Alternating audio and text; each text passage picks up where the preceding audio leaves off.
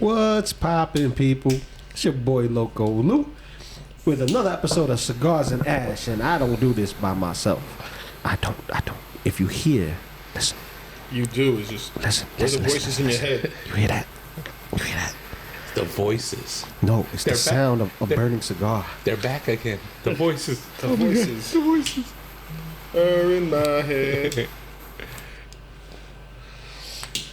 Oh God. It's Randy Orton. So It's I'm Randy one of Orton. three. I'm Loco Lou. Keith to be named later. I'm just Joe. The potato. I haven't had a potato in a while. We still look like one. I do look like one. Potato. Oh man. I'm like a Mr. Potato Head. I'm gonna be known as Fleets. Fleets. Fruits. Palm It's Fritz. Keith Fritz. Foot Fetish. Well, yeah. Well, I mean, depends on who it is. It depends on who it is. Doesn't matter. It's feet. Like, you know, if you got some Big Harry front and feet? if you're Harry and the Henderson feet, God damn. no. That's exactly what I was thinking about too. You Like get up Harry, to an that is extra toes, extra long toes with more hair. I love that hair and the big feet. It makes me look small. Whoever that broad was from Deuce Bigelow. Oh my God! Giant feet. Massaging the feet is using his whole forearm. So as I think I made a usual, mistake. Did someone say steak? Yeah, exactly. Someone say steak. so as usual, we either smoke the same stick or we have a variety of sticks, and this is coming from the stash of Joe. And tonight I'm smoking on the Cavalier. And this is a torpedo. And this is black 2 with gold leaf. And the gold leaf is smokable. And then we're smoking. Keith and I are smoking. Is the Victus and Claire's Cuban sandwiches. These are the Toros, which is the dark wrapper and the leaves. Yeah, and the deliciousness. you know, it's a It tastes like a Reuben. it's like a Reuben. Wait, the Cuban sandwich is like a Reuben. It's a Cuban. It's a Cuban sandwich, bro. Cubano. It's a Cuban sandwich. It's a Cuban sandwich that tastes like a Reuben. La plancha. Yeah, so mine's is a dark wrap as well, and this one is this is good. I like the way this burns. Yeah, we got some Cuban defector cigars here. Well, these are no label. the no labels. Yeah, the Cuban non-labels. sandwiches. They're the Sinclair cigars, but when it comes from Dominican Republic, the wrapper is Ecuador's. This cigar must submit to questioning. No. Smoke them before they get deported. Come on, man. Smoke them if you got them. Before they take them away. I don't want no El Salvadorian smoking my cigar. I paid for it. It's pretty good though. Shout out to Cuba. Whatever, he's a Mr. Sinclair cigars. You got that's a good one, man. The Cavalier actually premium cigars. Yeah, it tastes premium. It's really, really different. Yeah, the difference is you don't have green cards. That one does. that one paid. You see the gold label? That one paid the $5 million for Trump's card. Yo, it got a gold label on it and a noir wrap. Yeah, that's right. It paid that gold card. Definitely Trump, noir wrap. Completely right on the cigar. It's stimulating the economy. Stupid. Oh man, but it's been a while. How's everybody been? Our cigars came here under escaping, Tyranny. seeking asylum. Seeking asylum without terrorists. They were at the banana boat. Oh my God. They used to call it, right? So it's been a while. So how's everybody been? Oh man, just cutting it up, man. I got the silly giggles right now. I think it has fentanyl. Is it fentanyl? I think he laced my cigar. Oh shit! And they come across the courthouse as they bring, man. Hey, listen, I'm not complaining. He's making a statement. It's been good. It's been okay. I was in traffic yesterday. For my one time a month that I go to here work. we go. Here we the trials and tribulations. Tribulations of traveling. Yeah, the in one New time, York. dude. You walk to your job, dude. His job's literally right next to where he lives. Yeah, he this is true. He jumps out the window, ends up in a seat in his office, and he's complaining about me. I'm like, Fred Flintstone. I slide down the Brontosaurus and I slide right into the house. I go from where the Palisades Mall is at all the way down to Manhattan, which was fine on the way down. Yeah, but coming up, it's because I took the bridge, right? It's packed. No, it's usually fine. It's usually fine, but this time There was a reason why. Okay. And I'm tell you, man. Was that the reason why? I was joking because I had to take my wife down to get something, and then she met me, and we went home together. I was jokingly telling her while I was in traffic, it better not be somebody trying to jump off the bridge. Oh no! Turns out that it was somebody trying to jump off the bridge. God. And I was like, that motherfucker should have just jumped so that way the traffic would have kept going. No remorse. I want to get home, man. Get out of here. No remorse. He doesn't, does he? He doesn't care about anybody but himself. So selfish. It was him. He had to start traffic and put on a show to try to jump off the George Washington Bridge. Should have just jumped. Just go. I got somewhere to be. The good old days when we jumped and we meant it. That's it. Yeah, we climbed up. We were doing it. That's it. Nah. Speaking, this generation is ridiculous. The views expressed in this podcast are for comic purposes only. We really don't feel this way. Nah, we support. I was in traffic for 2 hours. To go, fuck that. No, he was in traffic for 2 hours with his wife. That's the problem. So the problem wasn't the potential jumper; it was your car companion. No, it was Jumper. She might listen to this. It was a Jumper. All right. Okay. Wait. Wink. Okay. Sure. Hey, you stuck in traffic. You know what you could do, right? Just roll up the windows real quick, place it in park. Put the seat back. And light a smoke. Light a smoke. And have her complain that I'm smoking. No, give her one. Like, here, try some. Maybe that's why you feel funny. That's the one I was supposed to give her. The laced one. The laced one, like you said. Oh, God. For real, we're just joking. We do not feel this way. Now we're talking about drugging women. It's This is joking. Beat my freaking cigar. Listen. If you haven't been listening to the podcast for the, good hot minute. It's the Bill Cosby special cigar, bro. Oh, God. So this is officially our last episode. No, it's not. YouTube will be closed as soon as it's posted. It's closed. Hell no. Canceled. Get out of here. Canceled before we get away from the table. Nah, I don't think so. So the horrendous, the life and tribulations of Potato Joe. As potato, where the most of the civilized world has to work, and commute, every day. So we feel for your pain. Don't hate. I'm not. They hate us because they need us.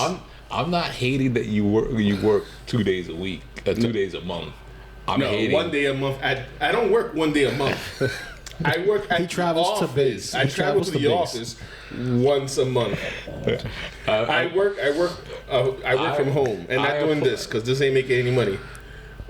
I applaud the fact that you get to work from home. I used to work from home. I miss it. I am not hating on the fact that you work from home. I wish I worked from home.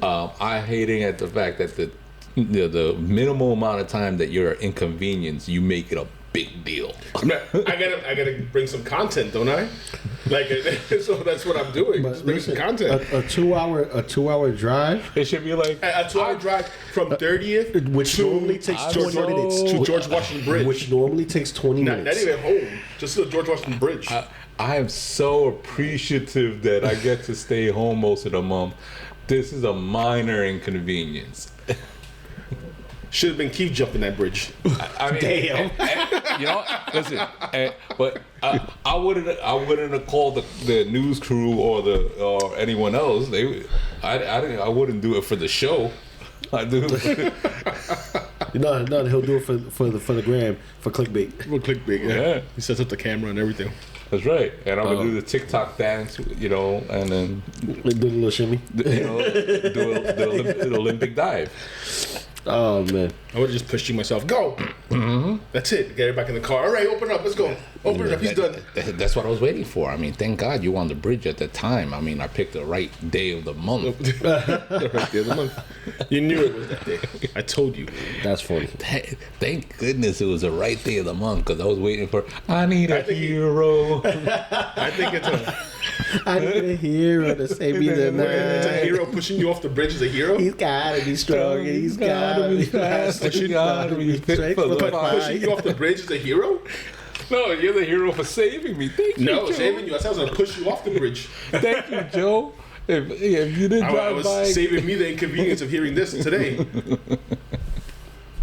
So, speaking of heroes, us being ragtag group of heroes, we saw some other ragtag group of heroes. Yeah, the new Avengers. I'm sorry. Okay, No. We didn't do that. We didn't do that. No, They did. Marvel, after the weekend came, they went ahead and reviewed. Right. They changed everything. Yeah, So, exactly. but from this point on, there will be spoilers. Yes. Yes. Just to let you know, there will be spoilers about the movie. Yes, heavy spoilers. heavy spoilers. Heavy. So the two guys that are listening, if you haven't watched it, fucking go watch it. Go watch it. Like come back to it. pause this and come back later. Yeah. Unless you don't give a shit and you want to hear the antics we were about to say. Oh my god. So I can't believe Batman showed up. What? all right. Instead of having Taco Tuesday, we're having Walker Wednesday because Oh, God. his Yeah, walk away his because shields he's are riding a taco. Fucking dead. A year later, still a taco. Still a taco. Oh my god. Oh my god. So the Thunderbolts asterisk, which we all knew that was gonna change something. Yeah. We a bunch of episodes back, we went back and forth between either Dark Avengers or New Avengers. And, if you go by comic book lore, not the current comic book because they're obviously all source material in the new comic book, but the previous versions of both Dark Avengers and New Avengers, it was kind of a mixed bag with the team because half of the people that are in the movie now were on either team. Yes and no. Yeah. Yes and no because Sentry was on the team. Yes, Most of the time as New Avengers. Right. and the thing is that we're thinking about Dark Reign. Yes. So Dark Reign is the saga where you have the Dark Avengers in the comics where it's led by Norman Osborn, who takes over Stark Enterprises, who gets Iron Man's tech and he makes a suit of armor, calls it himself the Iron Patriot because he needs to represent quote unquote America and represent somebody with power, which the suit. Then he makes his own team using Dakin, son of Wolverine, as Wolverine, Matt Gargan with the symbiote Venom as the new Spider-Man. I forgot who was Miss Marvel. I don't know if it was Moonstone or whatnot, but the Cabal, Syndicate, the Marvel. yeah, but that's different. That's different. I'm looking at I'm just wiki in there real quick. Then you had the God of War, Ares in it, and you had Sentry. Those were your Dark Avengers, right? And that's the Amber Frost, Victoria Hand, Namor. yeah, that happens later. That's the Yeah. Cabal. That's Yeah. the Cabal. So when you look at that type of lead, you have a lot of heavy hitters that have their own story and are respected by the comic book readers. Here in the movie, it's a lot different. So you have Yelena, who is Black Widow's sister. You have Red Guardian, who's Pops, who I think stole the fucking movie. For me, he stole the fucking movie. Then you have Bucky Barnes, who's not really affiliated until we have that Avengers moment. Either you're gonna, pick up a weapon and fight, or you're gonna shit pants and run. One or the other. The internet is littered with memes. Hell yeah. Of like, because it's a continuation of, a little bit of a continuation of, whatever. Captain America: Brave New World. Oh well, technically, it is a continuation of Captain America: Brave New World because the story continues right after that. But it doesn't necessarily tie in. There's a couple of name drops. Right. But the story does continue after Falcon and Winter Soldier. Right, because it's sometime between Falcon and Winter Soldier, and then Captain America: Brave New World. It's established that Bucky ran for public office, and now he's actually what they call a junior congressman or freshman congressman, which is his first term, right? So he won. Right. So, like, you could only imagine, and according to all the internet memes, they're like, okay, we saw this guy assassinate JFK and all these other people, and then y'all voted for him. it's the whole Italian thing is like, what murder? What murder? Right. He's the best guy around. What about all the murders? What murder? Mm-hmm. So he's a freshman congressman. He's on some committee panel that's trying to impeach what's her name? Vanessa. Is it Vanessa? No. I forgot her name.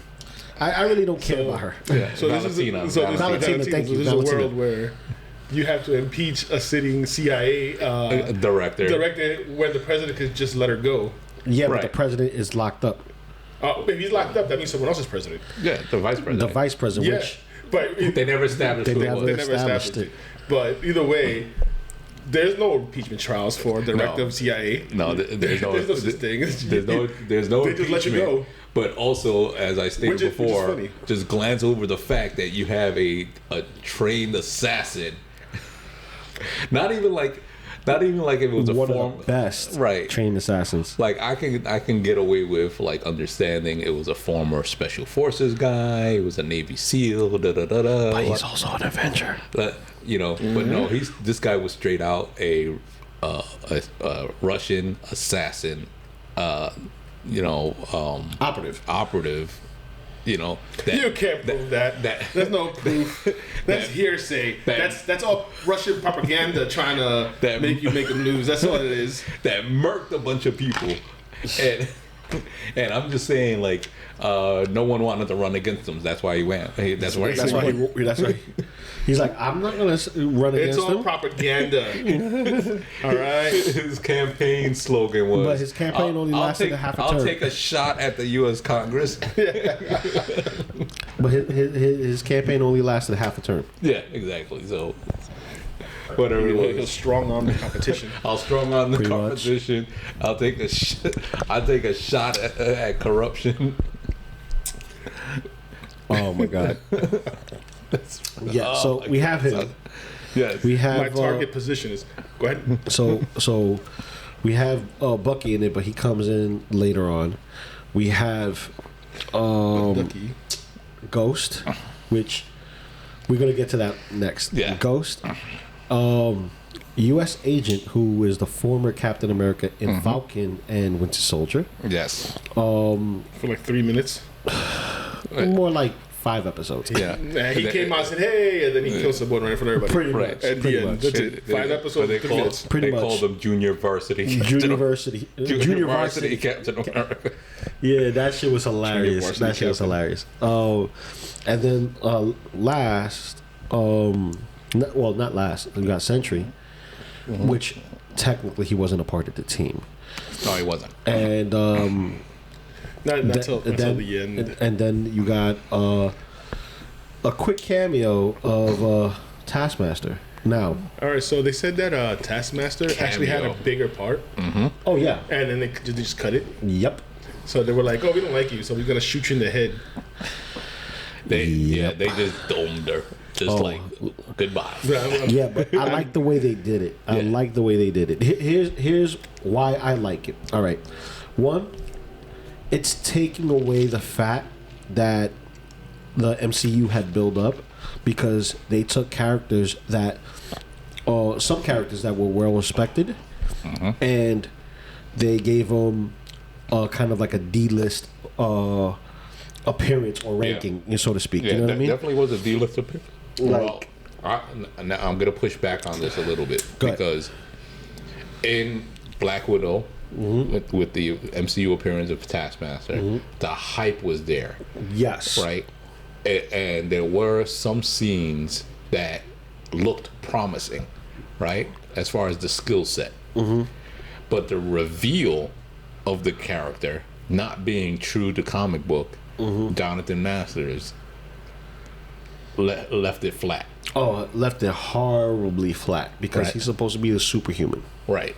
You know, he's superhuman in the sense of like his skills and abilities. Not that he had a serum. No. So I mean, he had photographic memory. That could have been played out very well in multiple movies. Oh, he could have been the thorn in the side of the Avengers that wasn't Loki. Yeah. Well, and that's crazy. He could have been.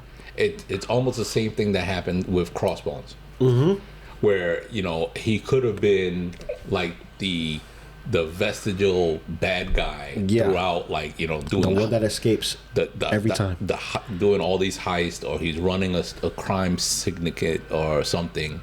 And it's like Taskmaster. He could have been the trump card. He could have been the trump card for all the sidebars. Yeah. Right. So with that aside, I like the new mask, but didn't do shit for her face. I didn't like the mask. I liked it. The original one's better. The original mask. I like the original mask, and the color scheme was about the same. The only thing that changed was the mask. The shield was the same too. Yeah, but I feel like she lost some of that skill set when she fought, because she wasn't fighting like a Taskmaster would have fought. No, like I understand that they were killing her off, but they could have had a better send off. Yeah, better send off. I'm just saying I didn't like what I didn't like was it looked like her skill set diminished. Like I understand she was in Black Widow, and that was set in the past. Right. I really thought you didn't see her all the way till now. So she only had really like 10 minutes of screen time. Yeah. So less than that. Less than that.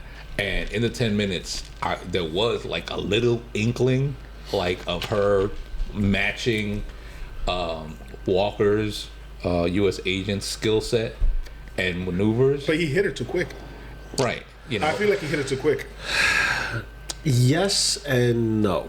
Because here's the thing, he has the super serum, she doesn't. So that's the advantage. See, Taskmaster will give a challenge, like the comic book Taskmaster will give a challenge to everybody. The ones that will give him a hard time are the ones who are faster and stronger, which, i.e., Hulk, Cap, Spider-Man, and to an extent even Wolverine. Like you're thinking about people who are like he's supposed to be peak human. He's like the apex of humanity, from muscle memory to photographic memory to mimic everybody's format and style and fighting prowess. Right, that's his go-to. But in this form, they watered her so down that it makes sense. It makes sense, though. It just seems like she lost some of that muscle memory and some of that reflex when going up against him. Because I feel Taskmaster comics would have been much more of a challenge. Because even when it was great. Like they showed some parts, like when they were shooting at her and she was predicting where they were going to shoot, bringing the field up, bringing it down. She knew where they were going. Yeah, she was watching it. She was learning and picking it up, and that was the reflex. I just feel like it could have been a better of a send off than Ghost going through her, turning around and shooting in the head. The character didn't have really any personality traits that would carry through another movie. That's what I'm guessing. Why we're getting rid of it. I just really did it. You took the mystique away from the character when you revealed who she was in Black Widow. So there's you don't have that mystique to to carry her over to make it. It wasn't mystique. It was text message. I'm just kidding. Yeah. I'm kidding. That's a joke for Spoiler. Mystique. Spoiler crossover. Another crossover. Oh my God. I wasn't like misunderstanding what you said. I was throwing the joke out there. So the mysterious nature. Okay, Mysterio? There is a character named Mysterious. not Rey Mysterio. So you took that away. You took that away from the character, and then that's pretty much like all that they could have used, because I mean there was no dialogue, you know, in either Black Widow or this that would like make it seem like it would carry a strong character. Oh, yes, no, and I said I understand that, but it's just I just feel like this enough could have been a little bit more. But maybe who knows? Maybe they're bringing in the real master, the real Taskmaster. Possibly, but I don't think so. I think they're going to leave that as a closed door, because in this universe, she's Taskmaster. Not anymore. Well, in this universe, there was a reason why she was Taskmaster, because she was yeah, you know, whatever, the guy's daughter. Yeah, exactly. And here's the thing: notice she had a chip implanted in her, so she would react differently when she was conscious versus when she was not conscious being controlled. Exactly. So therefore, being able to predict everything and mimic people's movements and study their flaws, it's like the only person that in the comics that could beat Taskmaster flat out right is Deadpool. He's so unpredictable that he's the only one that Taskmaster fears, because he has a plan for everybody. Mm-hmm. But for Deadpool, he's so unpredictable, he can't plan it out. He will always lose the fight. Like even for Spider-Man can beat Taskmaster physically, yeah. But Taskmaster always finds a way to have the upper hand. He thinks like chess and operates in Klein, if you will. Yeah. But for the comic book version, there's not enough meat on the bone to bite on. Yeah. So therefore, even when you look at the costume, they bait switched us on Black Widow, right? Like the physique was different completely. Mm-hmm. Yeah. And then when you see Taskmaster's physique here, you can tell it's a woman. Yeah. Wearing a mask. But I ain't gonna lie, Ghost is cold as shit the way she just popped up and pow. Yeah, that's what I'm saying. That was nuts. That was cold as shit. It's not. This is not going to be a recap of the whole movie, but basically, it is. And in the next scene, in minute 205, no, but so basically, Valentina runs the CIA and does some dark ops, or runs dark ops, and then Yelena and Taskmaster and everybody Walker, in that everybody team is somehow involved on the team or is an asset, and they get sent off on these little dark, missions, little favors. The whole "if you fail, we don't know who you are" kind of thing. Yeah, you know. So they unknowingly, Yelena, little kind of like personal growth moment. She's like, I'm tired, I don't want to be in the shadows anymore. I'm looking for fulfillment. Says, I want something more public. And Valentina says, okay, this last thing, do this last thing, and we'll talk about you being more of a polished public figure, So, and then, so basically they send them off into, okay, copyright infringement, a suicide mission. A suicide squad. So to take out another quote asset, which ends up being Ghost, at some other facility where they're supposed to murk each other, not knowing individually that they're there for each other, and ultimately torched in this big incinerator to get rid of all project evidence. And hello, Bob. And funny enough, we talked about this. And we mentioned that the way Bob was going to be revealed was that he was closed up in somewhere, and that the Thunderbolts were going to have a mission. They were going to fuck up and release him, and that's exactly what happened. Yep. Because they weren't the Thunderbolts yet, but they were each on a what? It's the mic is acting up. Sorry about that. They weren't the Thunderbolts yet, but the fact that they were each on a mission they were supposed to fill, and they fucked up and released Bob. Yeah, which is funny. accidentally. So we actually got that right. Yeah. No, because that's one of the things we were thinking. Yeah. Yeah. We were thinking like, oh, it's probably gonna be an accident. He's gonna be somewhere. They're gonna go and they're gonna go on a mission for something else, fuck up, and accidentally release him. And Yeah, exactly because we happened. thought he was going to be in an insane asylum. Turns out he was trapped in a box. Yeah, they just had him in a sleep. Yeah, he They he just was had him in the cryostasis. back with cargo. Like, Yeah, he was in cryostasis, and it turns out he wasn't a part of the plan. So this is how Bob gets into this whole mess. Valentina is working on her version of the super soldier serum, and trying to make something sublime and supreme and whatnot. Codename. Exactly. So Codename there you go. Sentry. Codename Sentry. The Century Project. Sentry Project. Exactly. But Earth's mightiest hero. I love the fact that they give the title to him, right?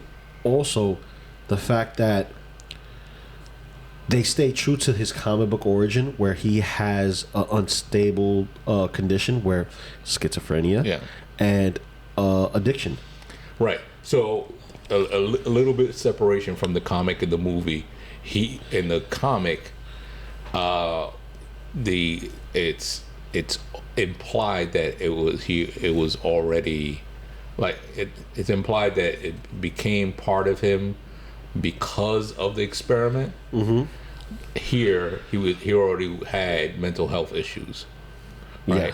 When he went into the, he was just like, I'm going to this clinical trial. Like, he signed up for something that he saw a flyer for or whatever, right?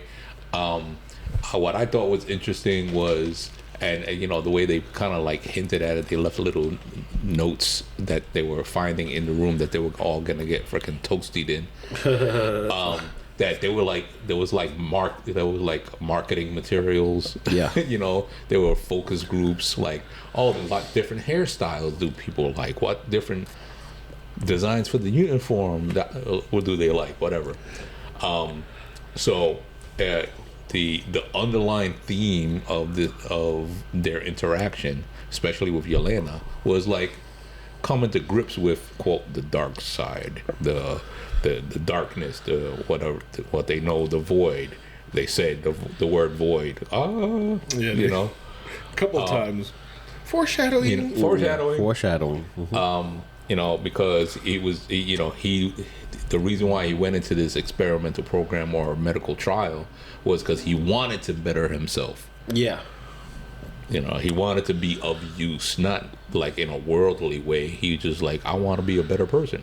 Pretty much. So his intentions were pure, and he wanted to be better, but didn't turn out that way. But I'll tell you one thing. Speaking of the void, I love the way they did the void. They made him look like True Black, the paint. Yeah, that's Vanta Black. Yeah. Oh my God, bro! Like you couldn't see anything. You only got a hint of his eyes, and that's due to gloss. Other than that, you couldn't make out anything. Not a smirk, not a smile, nothing. It was just nothing. like a shadow. And it was awesome. That was awesome. And his power set, the way he was just making things vanish into dust, that was awesome. But also was a callback. Infinity War. II. Oh.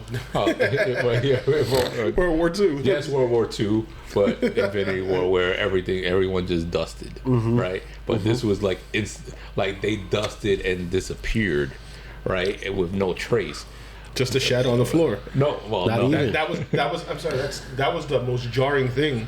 Right. In the movie was the fact that as soon as you were touched or he pointed at you, let's say, poof, it was just that's jarring, bro. Yeah. So it's worse than getting dusted. Right. Yeah. So it dusted in the Infinity War Endgame, like he just fizzled away into nothingness.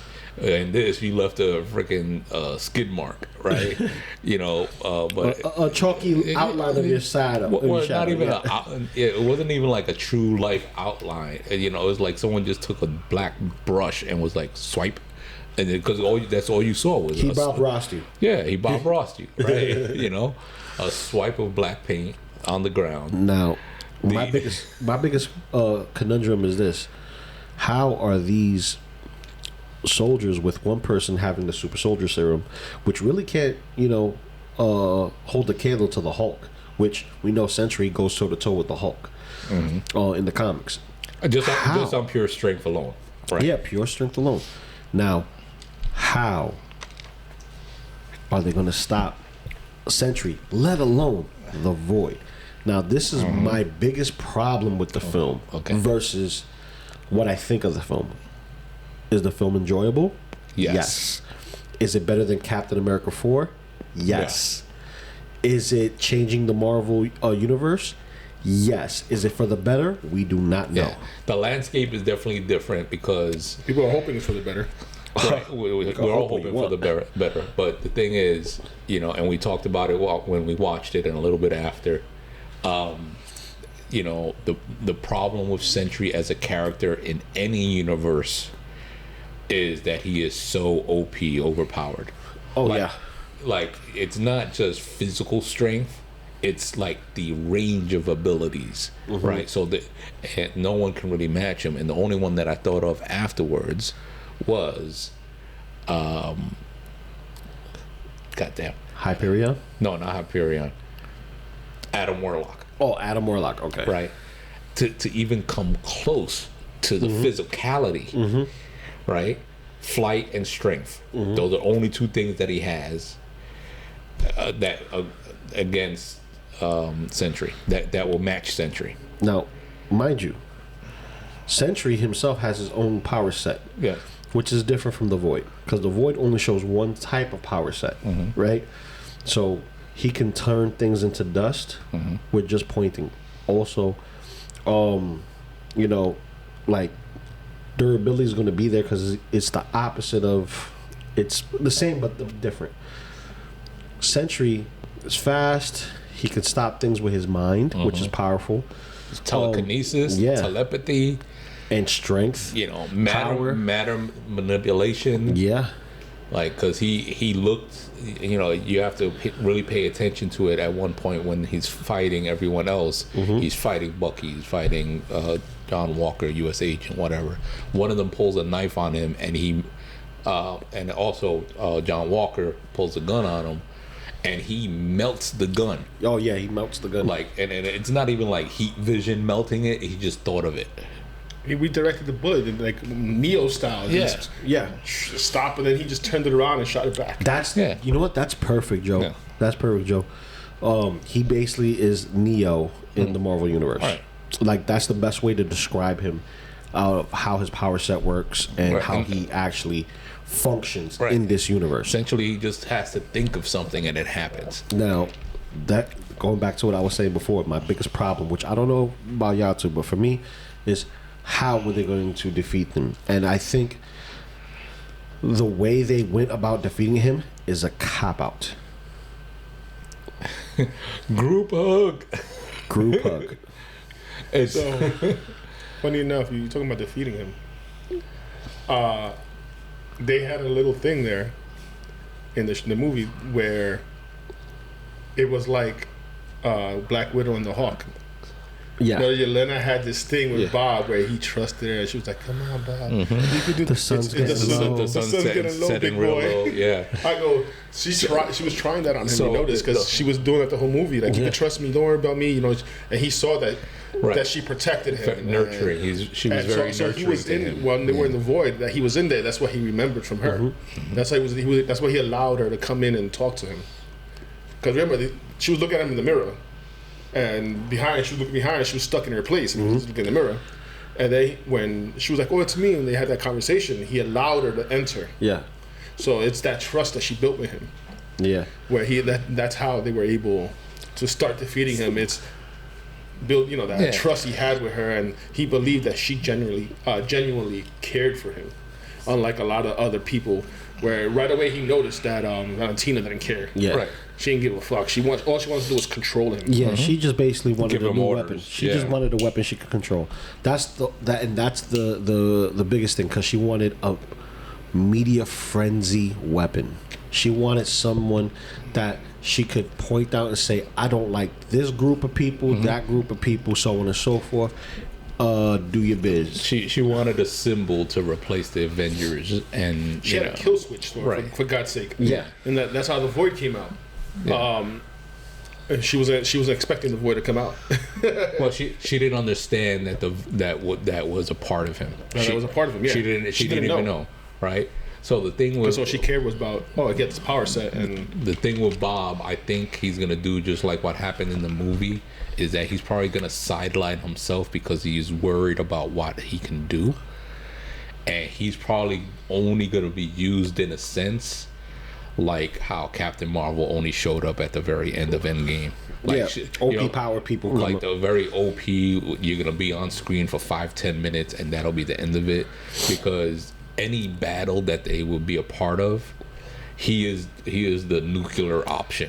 Yeah, right. He's the one that's going to sway it either way automatically. Yeah, no matter how much of a loss, man. 100 gorillas, one man. I mean, one gorilla, 100 men. You do a century, it's swinging it all the way to the men's side. You know, listen, I don't give a damn. Just give me back my Hulk, bro. Yeah, I want my Hulk back. Full strength, frenzy Hulk. Well, they said they're leaving behind Smart Hulk. Yes, they're gonna leave behind Smart Hulk because, well, here's the thing. I saw recently there was a leaked of 35 new actors coming into the fray of Doomsday. So we'll get to that in a second. But Kermit the Frog. They're gonna Kermit the Frog. Yeah, man. Santa John Claus. Wick. John Wick. John Wick. John Wick is like Century. Yeah, John Wick's like Century, man. But with a pencil. Listen. With a John pencil. Wick and a pencil can take out Sentry. That's the only guy. That's why they keep him in line. Homie the Clown with the sock. John Wick with the pencil. Sentry and you're comes done. out, turns to the Void. The Void dusts the dog. And then John Wick's like, "Where's my dog?" And that's it. Now going back. Fade to black. Yeah. so there's that. Then I gotta give it to Red Guardian, man. Red Guardian, like Hot Toys just like teased a majority of the team, not all the team, right? They showed Black Widow, Yelena, Taskmaster, what's his name? Bucky. Bucky, Red Guardian, and Ghost. They didn't show nobody else. Bucko. They didn't show nobody else. We won a Sentry, but the thing is this. They teased Red Guardian before, but that was the Red Guardian from Black Widow. But, dude, if they make a Red Guardian, I'll get him just because he was that funny. He stole the movie from me, man. He stole the movie. How do you guys feel about the movie? What do you think? Well, Red Guardian was always going to be the comic relief because, I mean, that's kind of the personality he had throughout everything else. And not really everything else. It was only one other movie, which was Black Widow. But like he's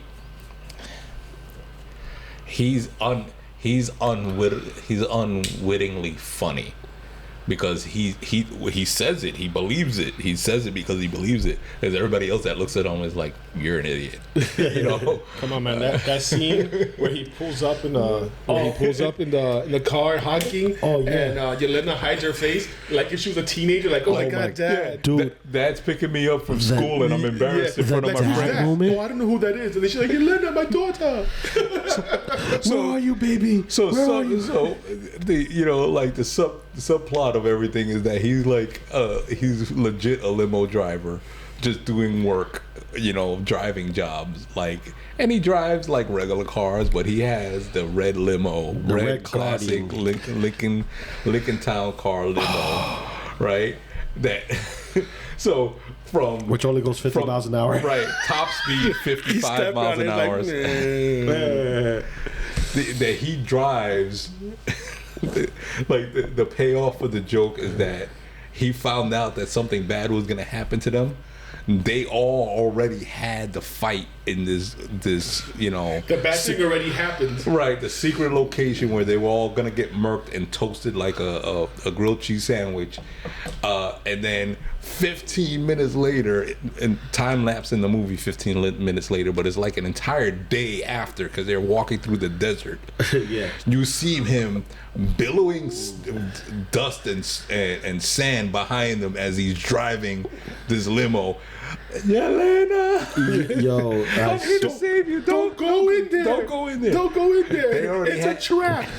They already had a multitude of life crises in this whole situation, and but that's such a dad thing to do. It's such a dad thing to do, and I think Hit, the actor playing Hopper in the Stranger Things, plays a factor in it. But dude, his role as Red Guardian, even in Black Widow when he's playing the father, dude, it just worked. It just worked.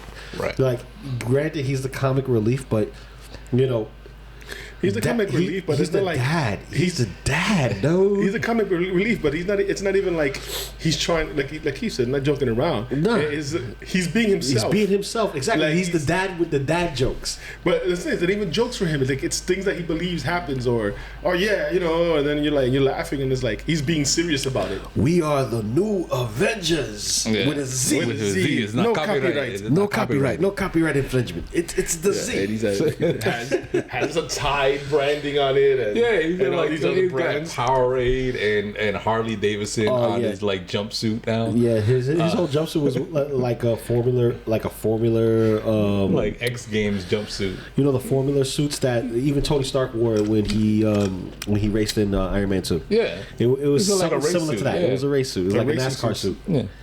So funny. It was so dope though. But it was good to hear though. This is what I did like about the film. It was good to hear that what's your name? The new Captain America, Falcon. Mm-hmm.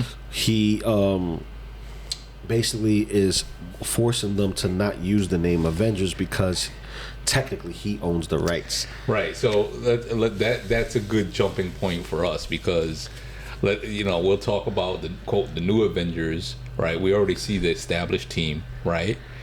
Or the starting of the established team that we all know that will more than likely expand later.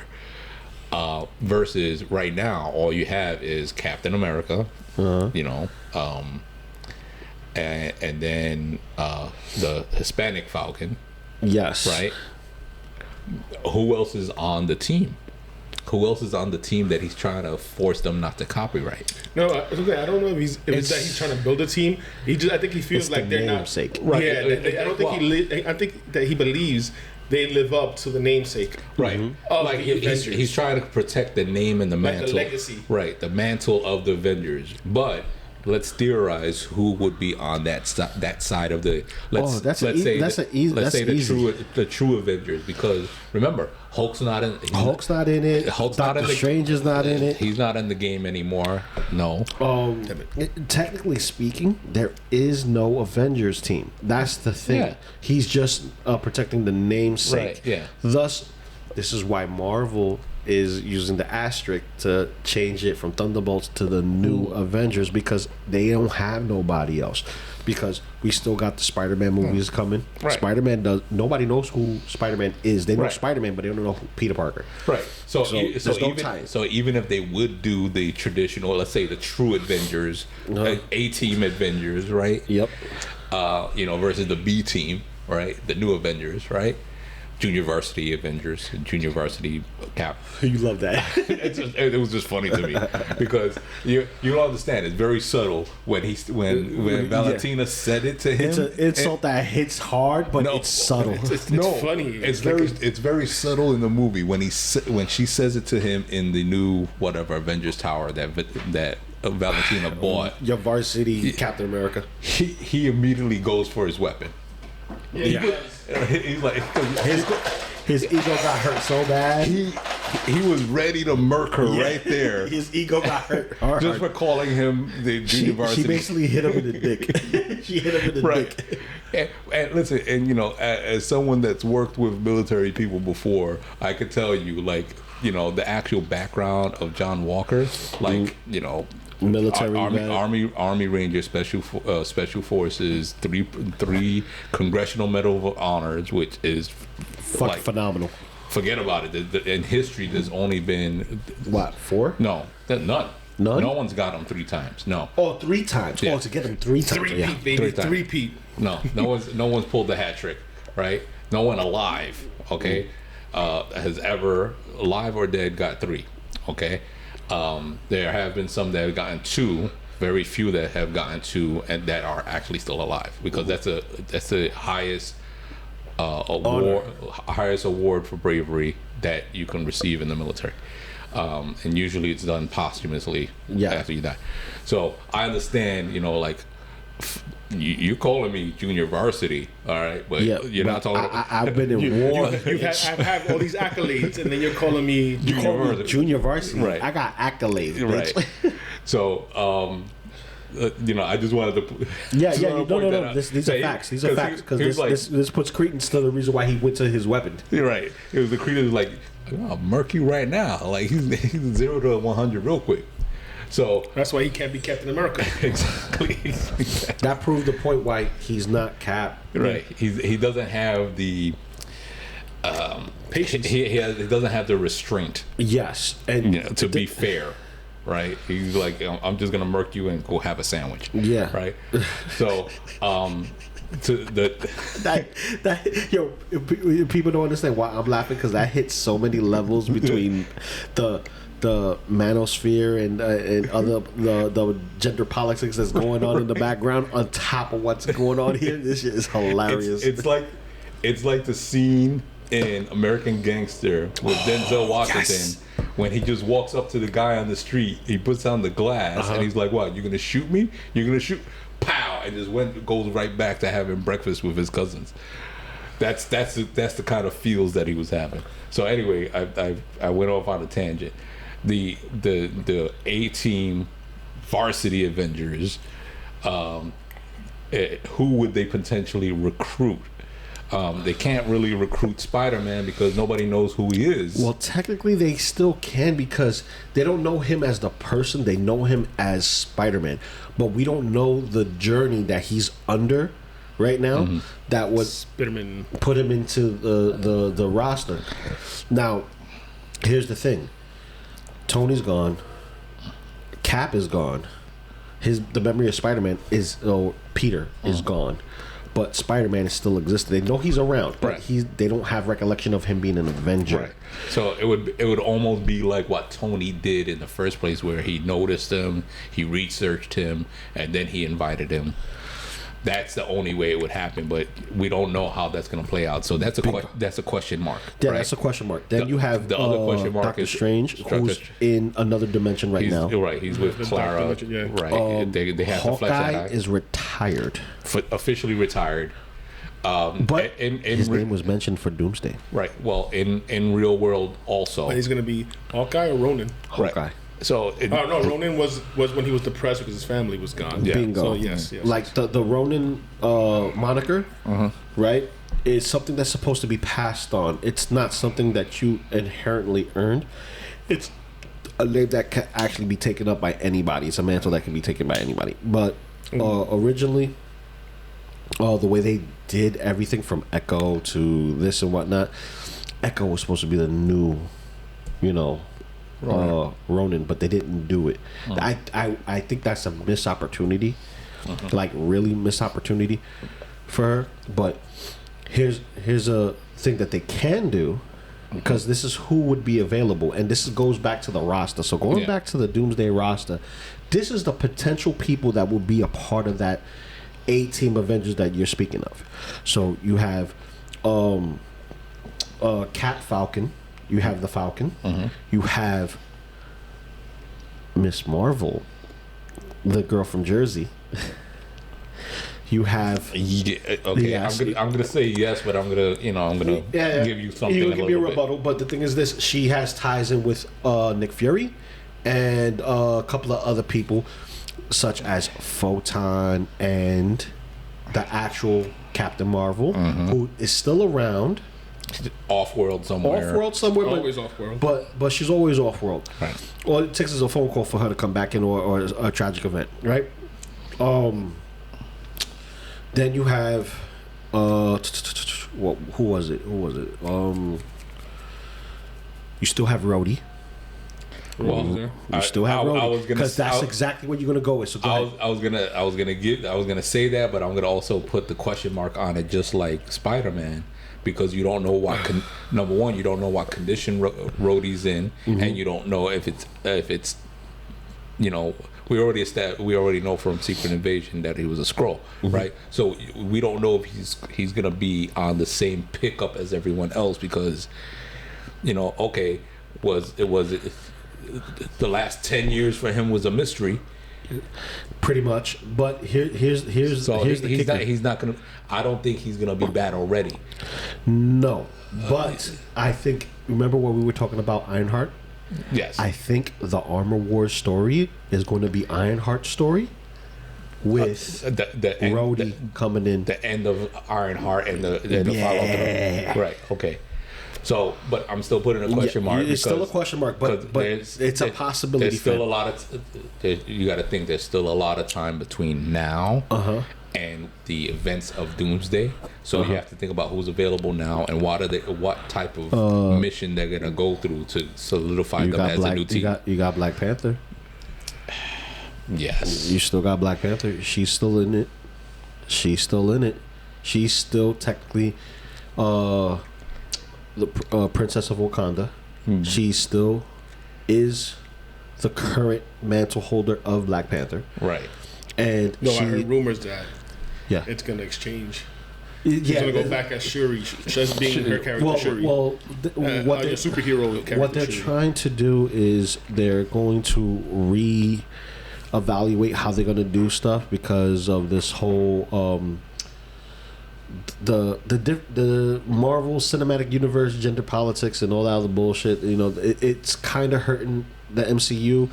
It's kind of a fresh take for me, personally. Like I could care less. Like I like. They're all interesting stories. Exactly. Let's put that out there. Yeah, but. Yeah, but it does, between the potential building of the young Avengers and the building of the new Avengers and the building of the true Avengers, like how are you gonna flesh out all those stories before you get to Doomsday? Exactly, and they won't. That's where the TV shows will kick in. No, they're not gonna do all the TV shows though. That's the thing. We're getting more content per year. No, I'm not saying that's what they're gonna do. I'm saying that's what they could do.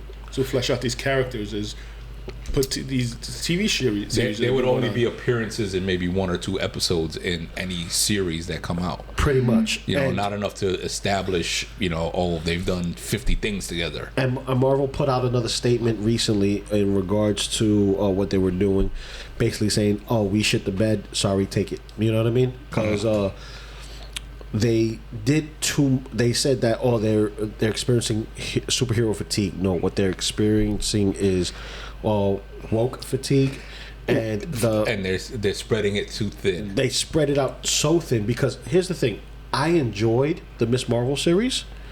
I don't like the fact that she's a mutant. I guess they threw it in there for a reason. Distinction. I understand that. She has a mutation, not that she's a mutant. No, but she has a gene that's a mutation, which makes her the first mutant. Yes, and that's what they're saying. They even retconned her in the comic, and she's no longer an Inhuman. She's also a mutant. Right. Yeah. Namor is the first mutant. Bingo. Okay. She has a genetic mutation. She's not a mutant. No, they said she's the first mutant announced. But Namor is the first mutant. Just like Captain America is the first Avenger. It wasn't Captain Marvel. Right. But the idea came with Captain Marvel about avenging in Avengers, but Captain America is the first Avenger. Yes. Yes. So in this is Miss Marvel was hinted as the first announced mutant, right? But it's the introduction to the X-Men. That's basically what it's supposed to be. Namor, is the first mutant because he was born. After everybody was affected with the thing, and he was born with that mutation. The little sprinkling that happened between the Marvels and Miss Marvel of Young Avengers and Hawkeye, and a little sprinkling hinting at the fact of the Young Avengers. It's just like a little dusting. It's a taste, and then they're just gonna wipe the table because they don't have the build up to get to Doomsday.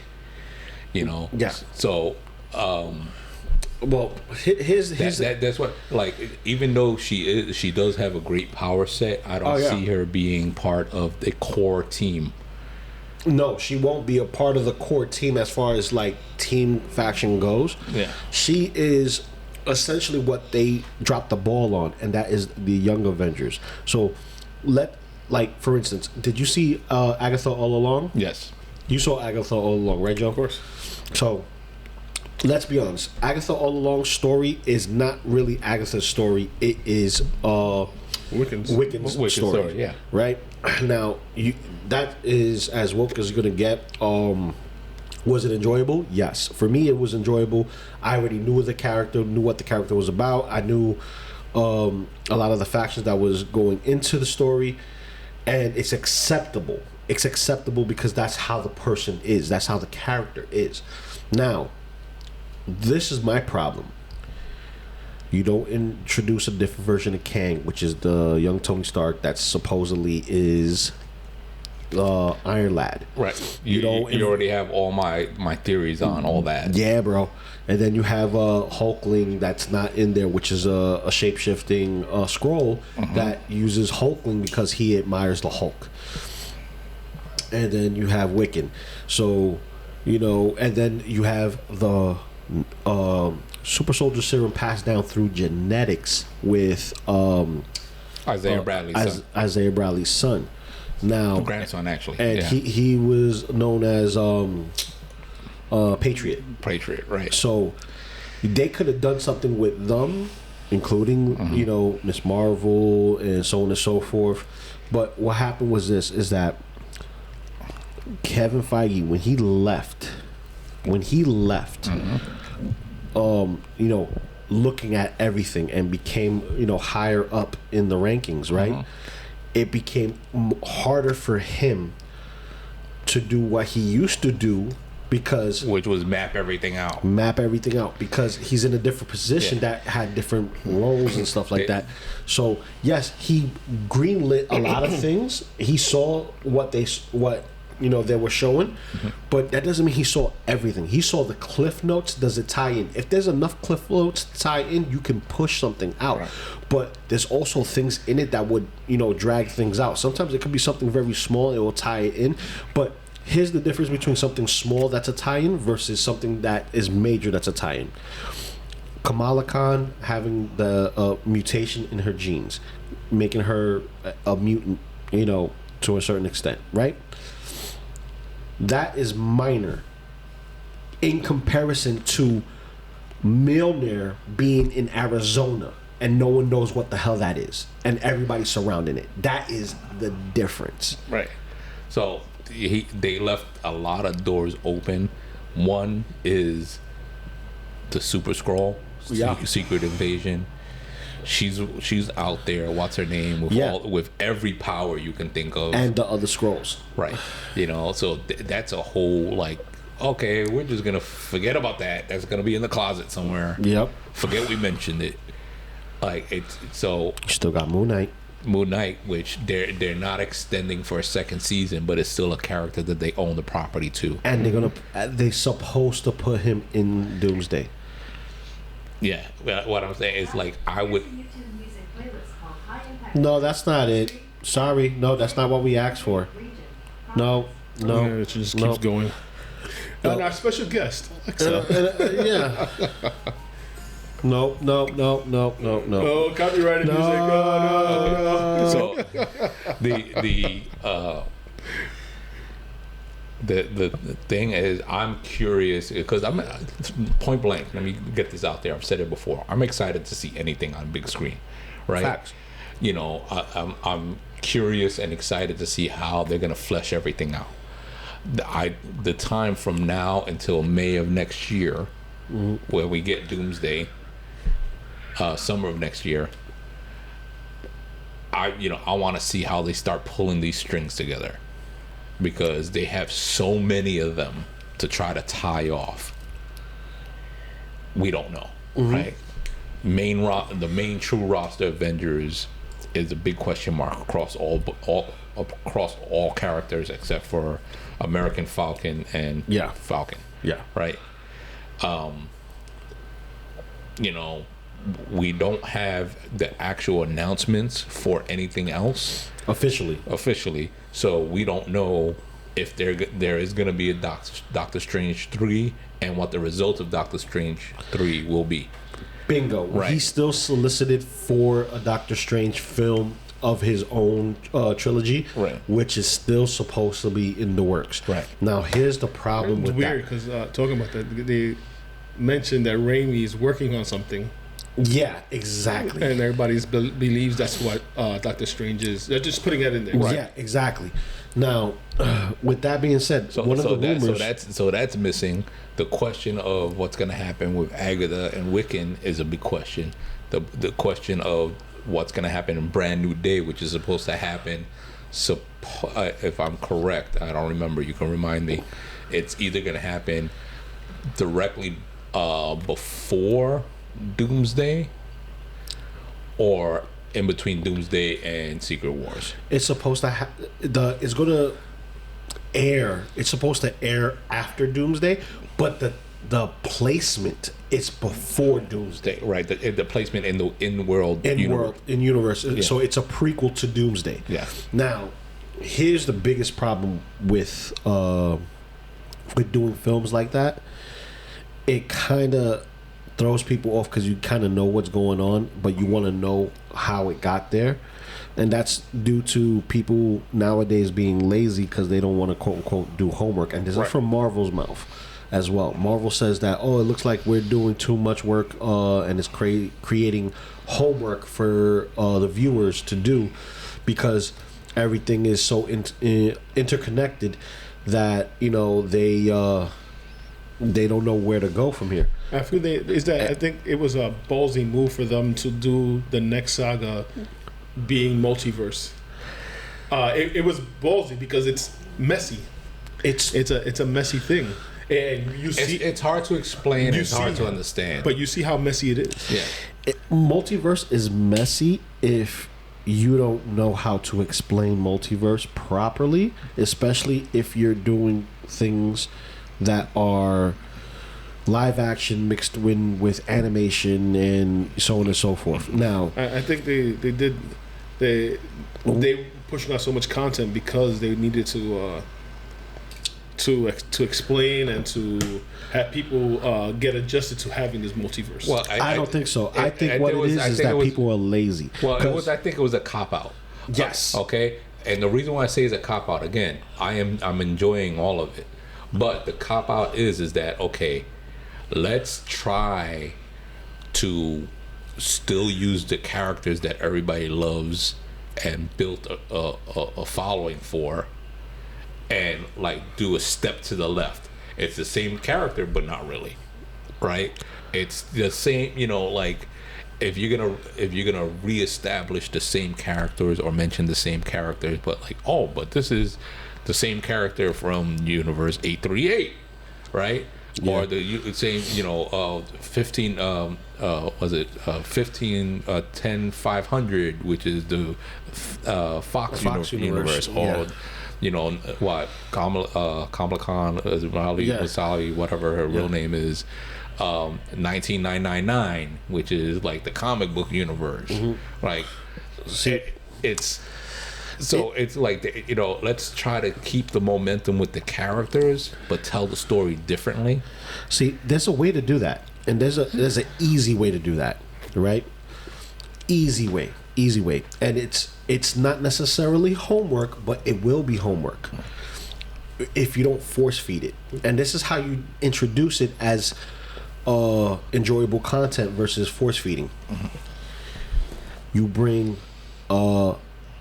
Gwenpool, who's from our universe, meaning the actual universe we live in. This 616. No, not even 616. She's from our world, the real world. Okay. In the comics, Earth she's from. One. Yeah, she's from Earth One. Yes, she's from Prime Universe, which is our universe that absorbs this content. Stan Lee's the creator. Blah blah blah blah blah. Right.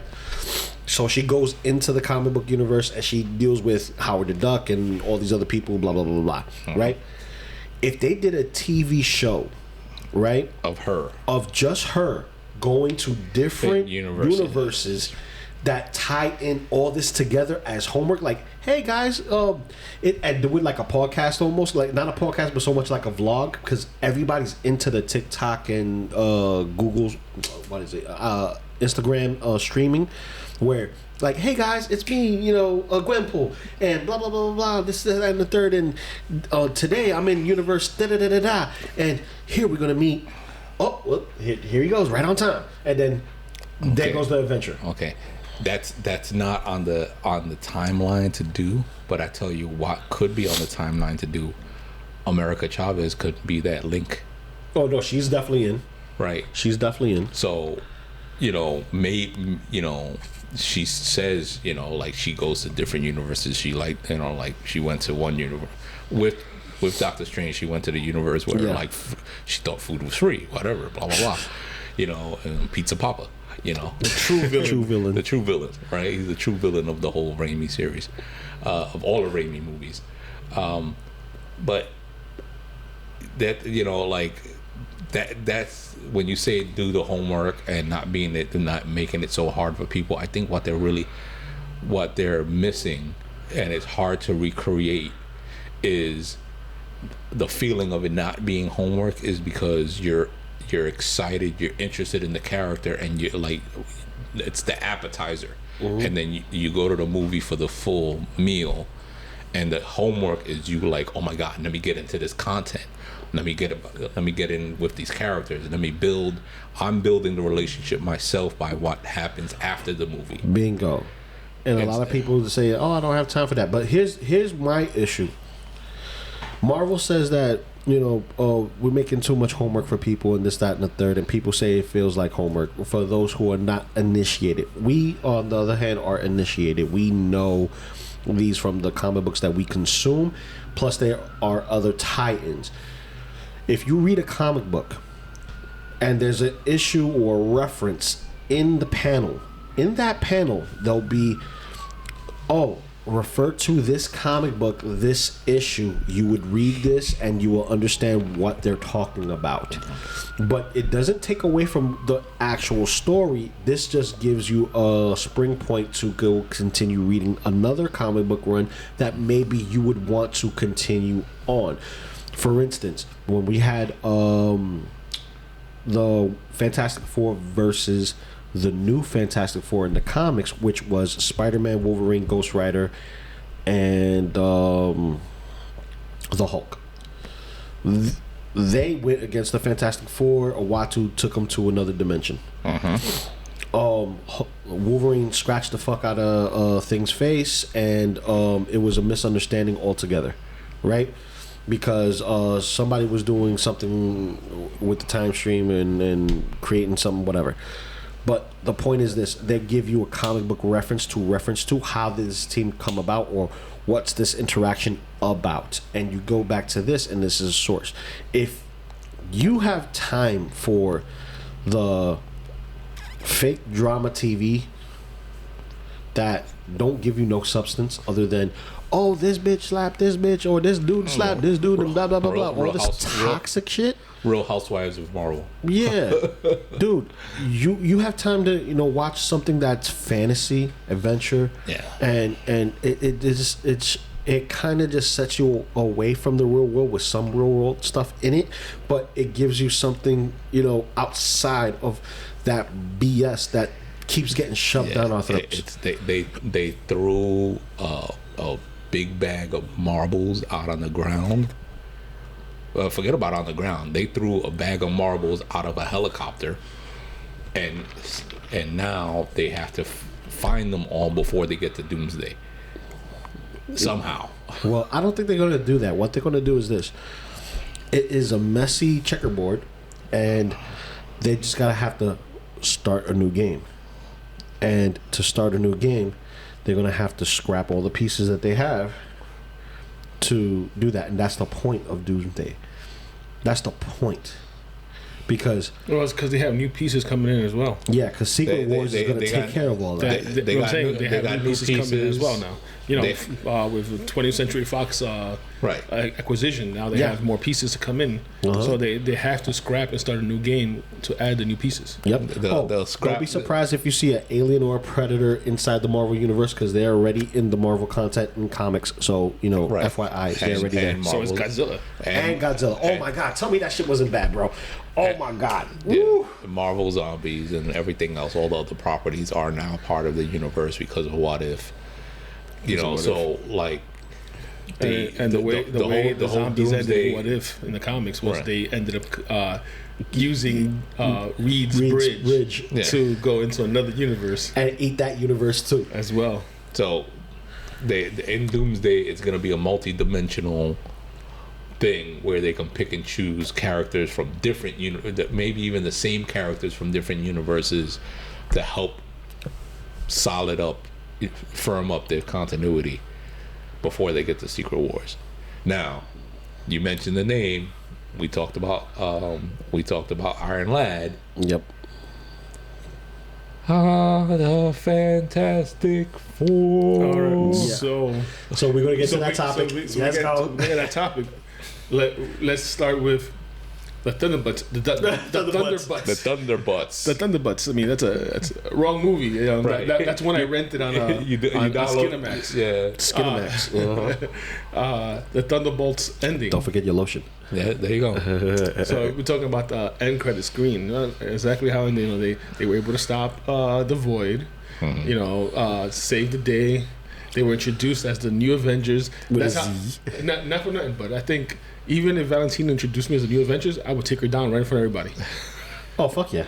And they didn't. Right. No, because at the end, Yelena said, "We Avengers. own you, bitch." Yeah.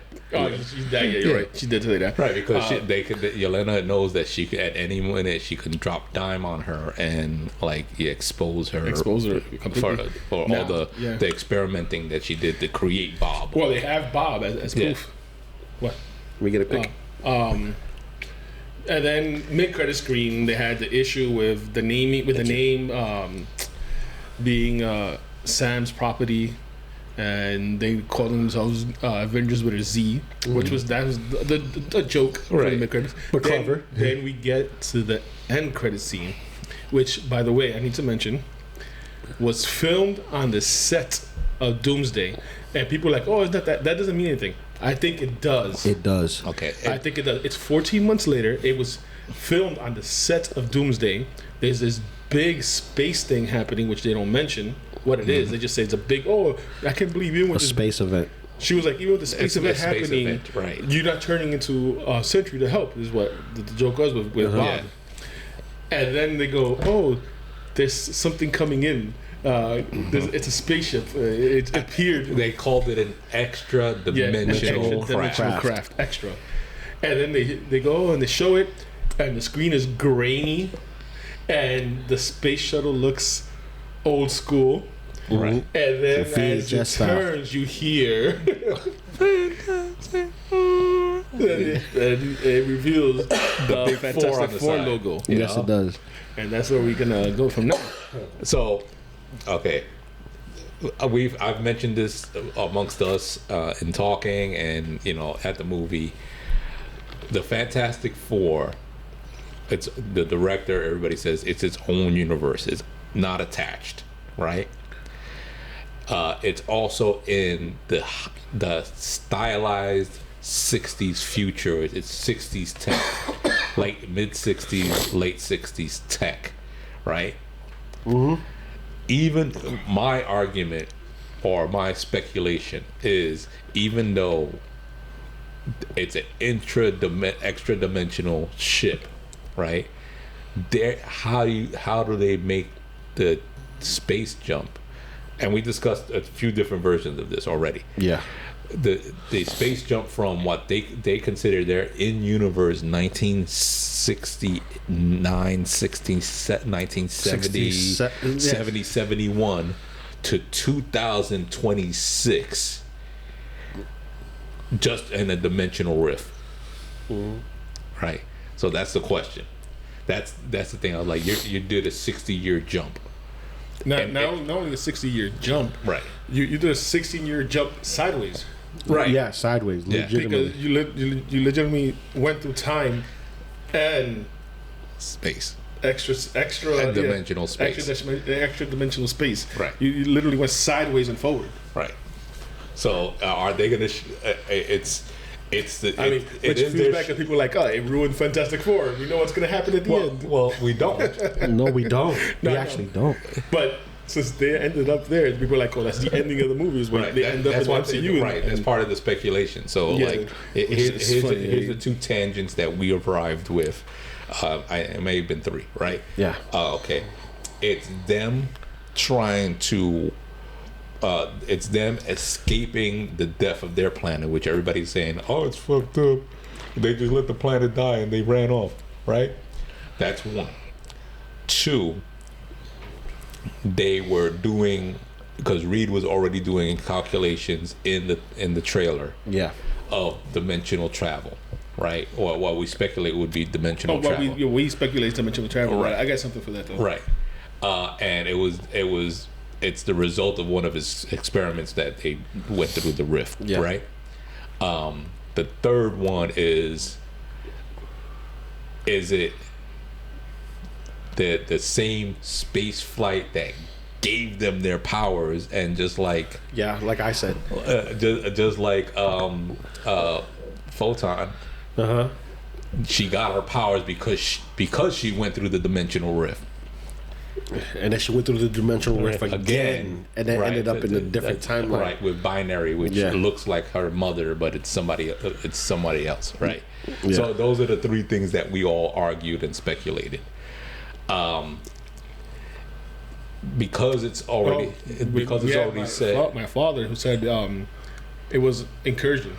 An incursion, right? And Yeah, then the incursions on top of that. Right, the Yeah. incursions on top of that. So that's a fourth one, right? So we don't know what's happening. Again, Doctor Strange, we don't know what's happening. We already established that there's intra-dimensional travel, right? Both not just by America Chavez, but also the space, space matrices that they fucking went through, right?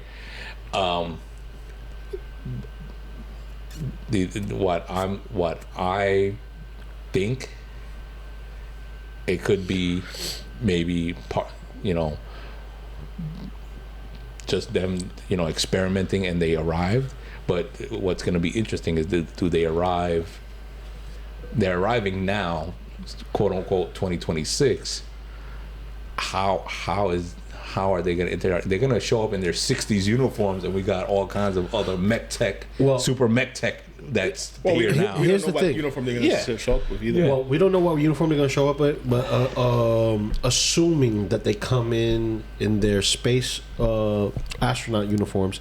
An astronaut uniform is an astronaut uniform. It looks like a garbage bag covered in patches and shit.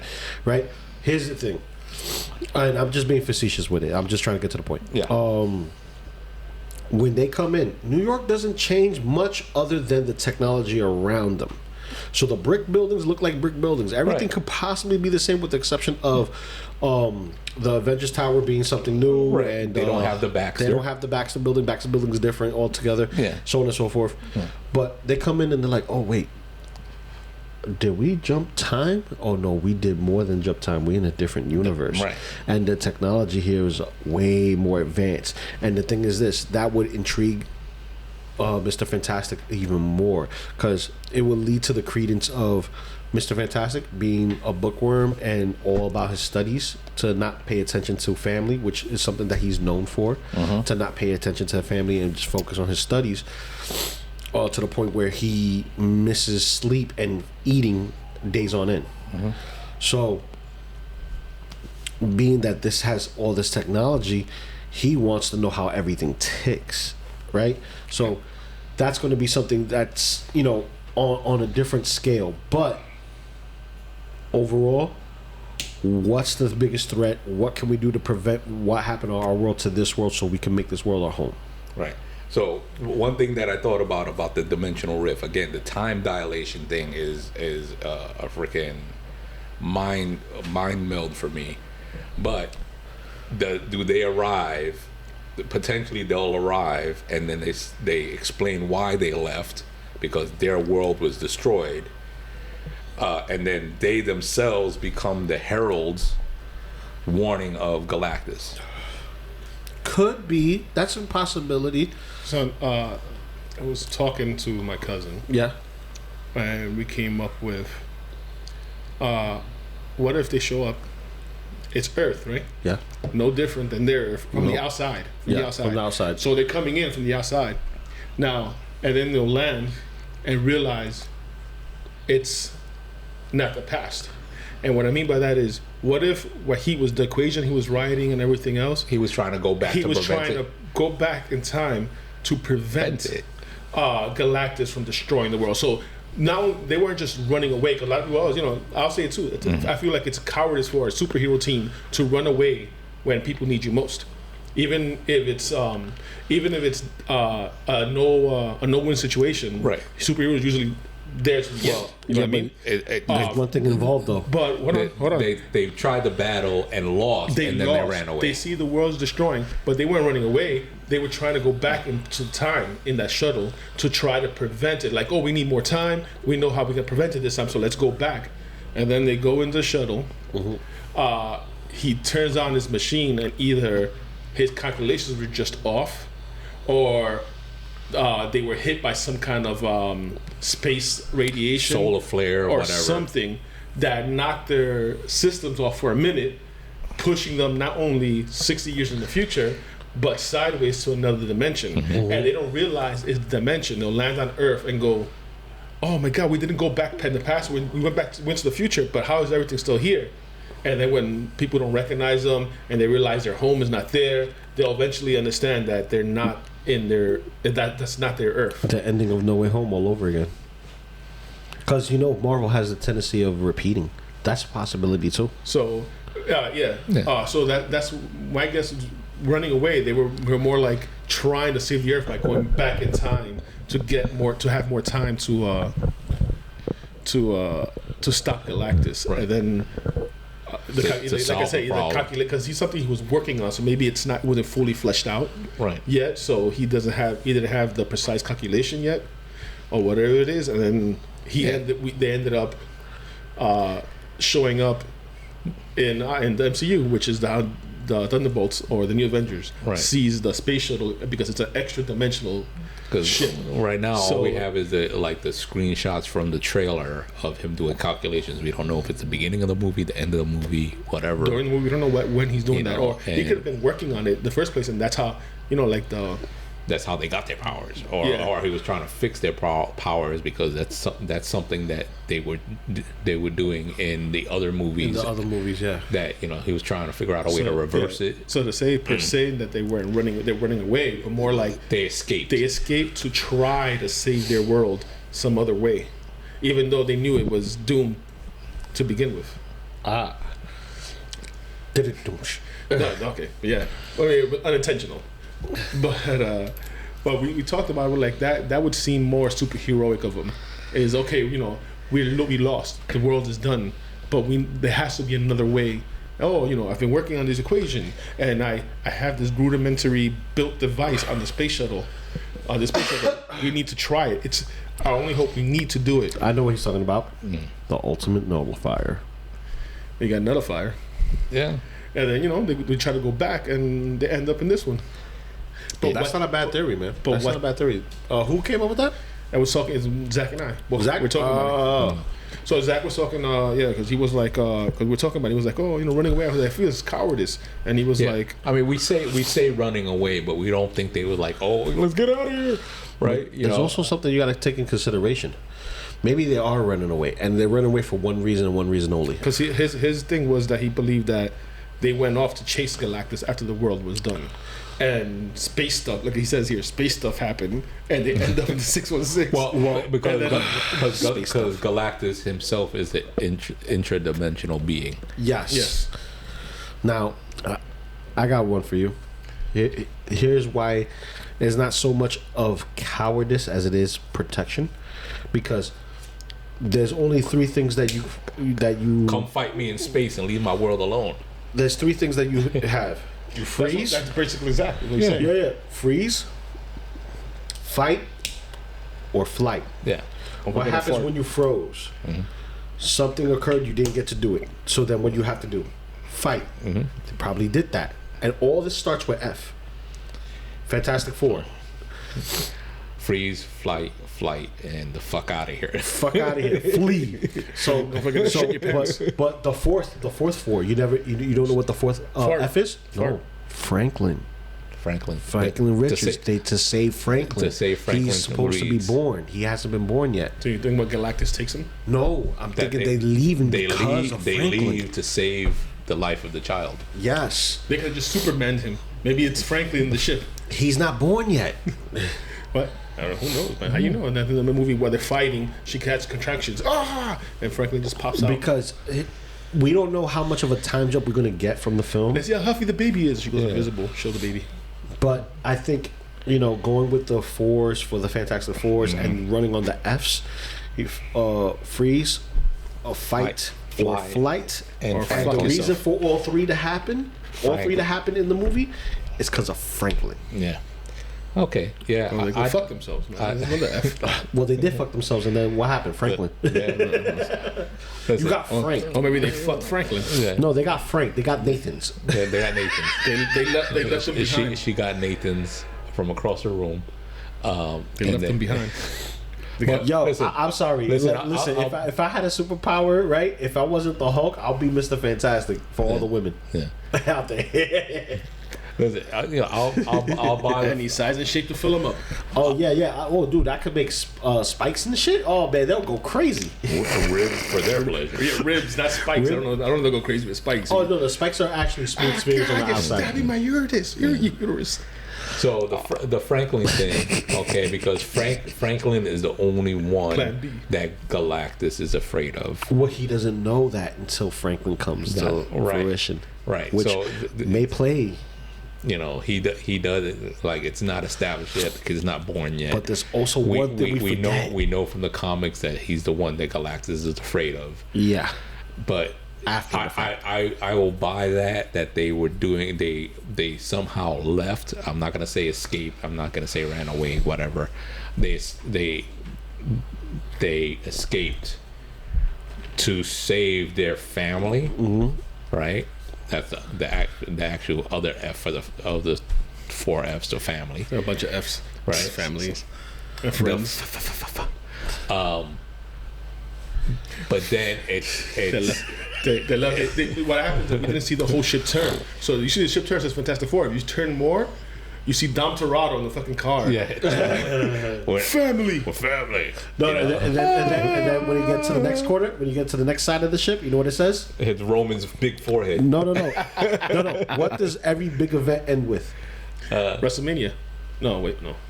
Shawarma. So Shawarma. They came here for shawarma. They came for shawarma. They were going to say falafel, but there would be another F in it, but then it would be 5. Yeah.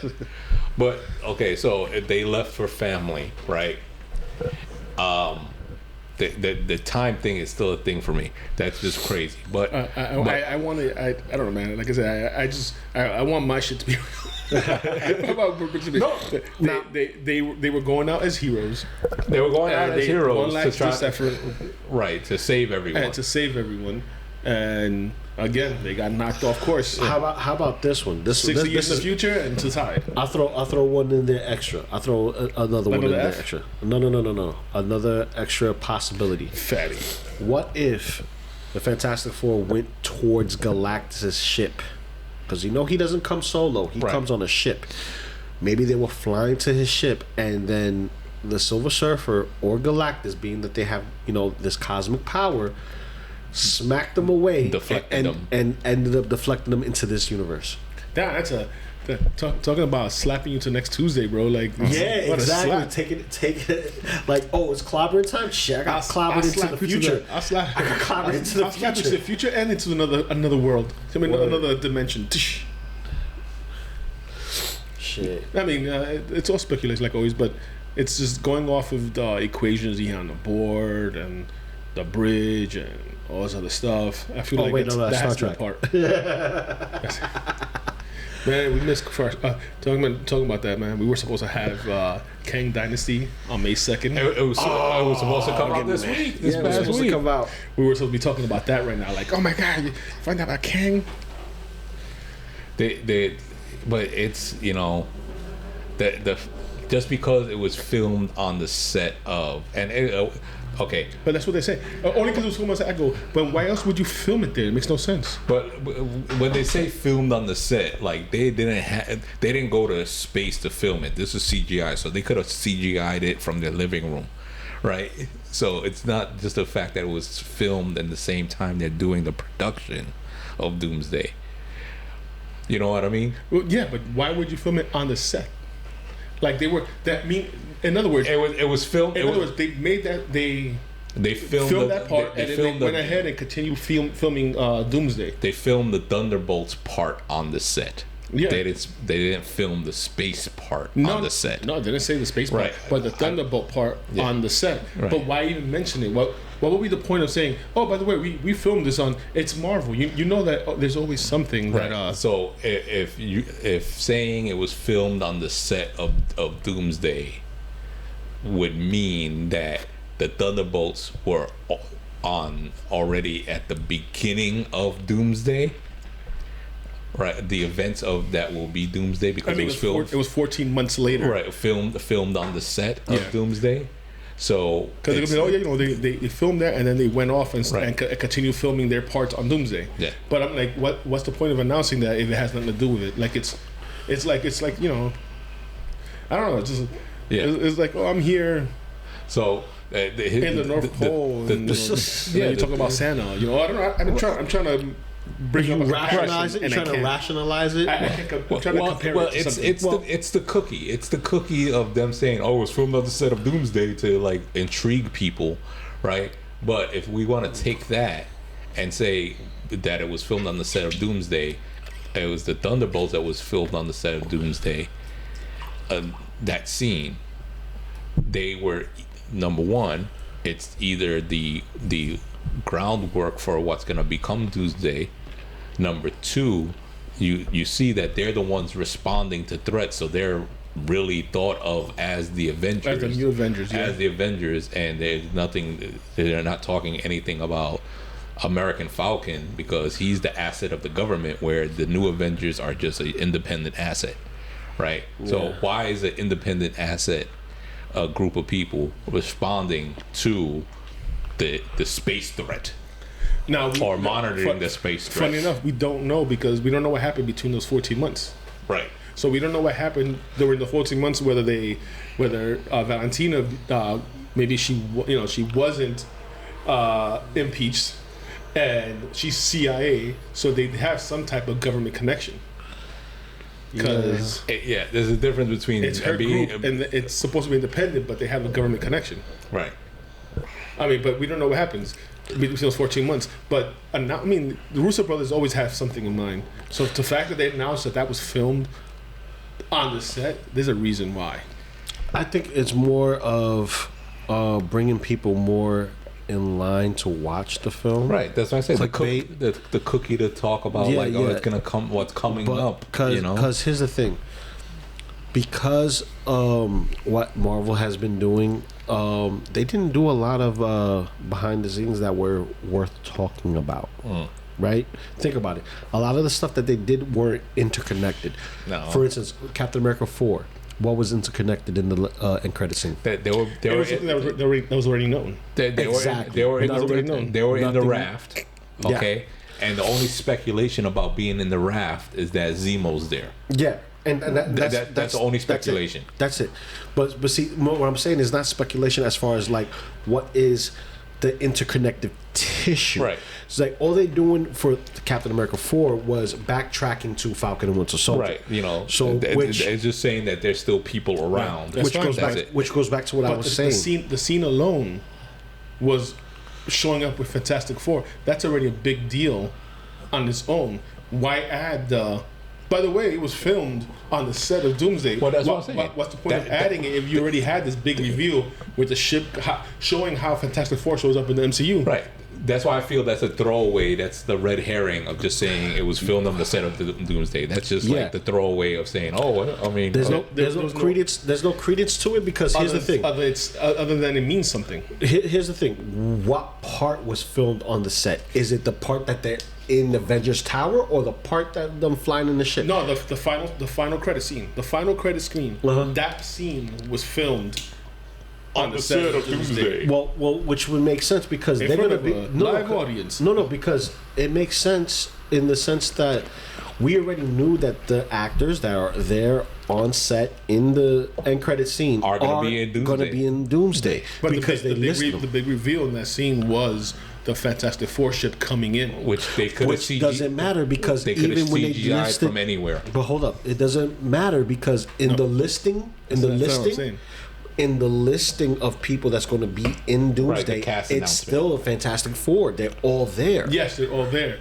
But the big reveal was showing how they showed up in the MCU. So that itself is a big reveal. Regardless, because you know they're going to get Doomsday. Did you know how they're going to show up in Doomsday? No. Now we know. They were pushed here somehow, and which is going to be revealed in Fantastic Four. So that scene itself would have been more for the following movie, which is Fantastic Four. Yes, and then to throw the tidbit, I'm not saying when I say they were filmed in the set of Doomsday, I'm not saying that it was filmed as part of Doomsday. Just that they were on the set of Doomsday, like they were in the middle of doing whatever they're doing for Doomsday, and then they went ahead and filmed this part for the movie. As in live, not in Marvel, not into universe. I get you. No. Because you're saying that Fantastic Four could have been CGI from anywhere. Yes, it's true, and that's what I'm talking about. Just why mention? They were on the set. We know that they're going to be on the set because they were mentioned as part of the cast. Here's where I give you some. I'll lay some of the groundwork, potential groundwork. Okay, to say that it was filmed on the set of Doomsday, right? It could be almost like it's not true to form exactly how the Guardians of the Galaxy met Iron Man in space, how they like started melding the teams, right? It could be, similar to that, where the end of Fantastic Four they go through, and then the beginning of Doomsday is them showing up. Right, because they, even though it could be again another one of those red herrings just to throw you off, where the director and the producer of Fantastic Four said it's in its own universe. There's no callbacks. There's no cameos. There's no, which we know is gonna be bullshit. Yeah, we know it's bullshit, but it's gonna be an end credit or a mid credit or end credit that's gonna show some type of carry through. Yeah, but see, I think but that's until the end credit. But what if you watched all of Fantastic Four and there really isn't in the whole movie no mention of any other superhero? Nothing. And they just they venture off into space and then cut, and then it shows up Endgame. And that's when they show up. Thunderbolts at the end of Thunderbolts and Doomsday. Yeah. Well, here's another thing that we're forgetting to mention: Doctor Doom in Fantastic Four, because he is going to be in Fantastic Four. Because let's say Reed does use the Ultimate Nullifier on Galactus, right? But then something else we're not equating to it because we haven't seen the film yet. Doctor Doom, and Doctor Doom, just like in the comics, causes an incursion so that way he can get the Molecule Man.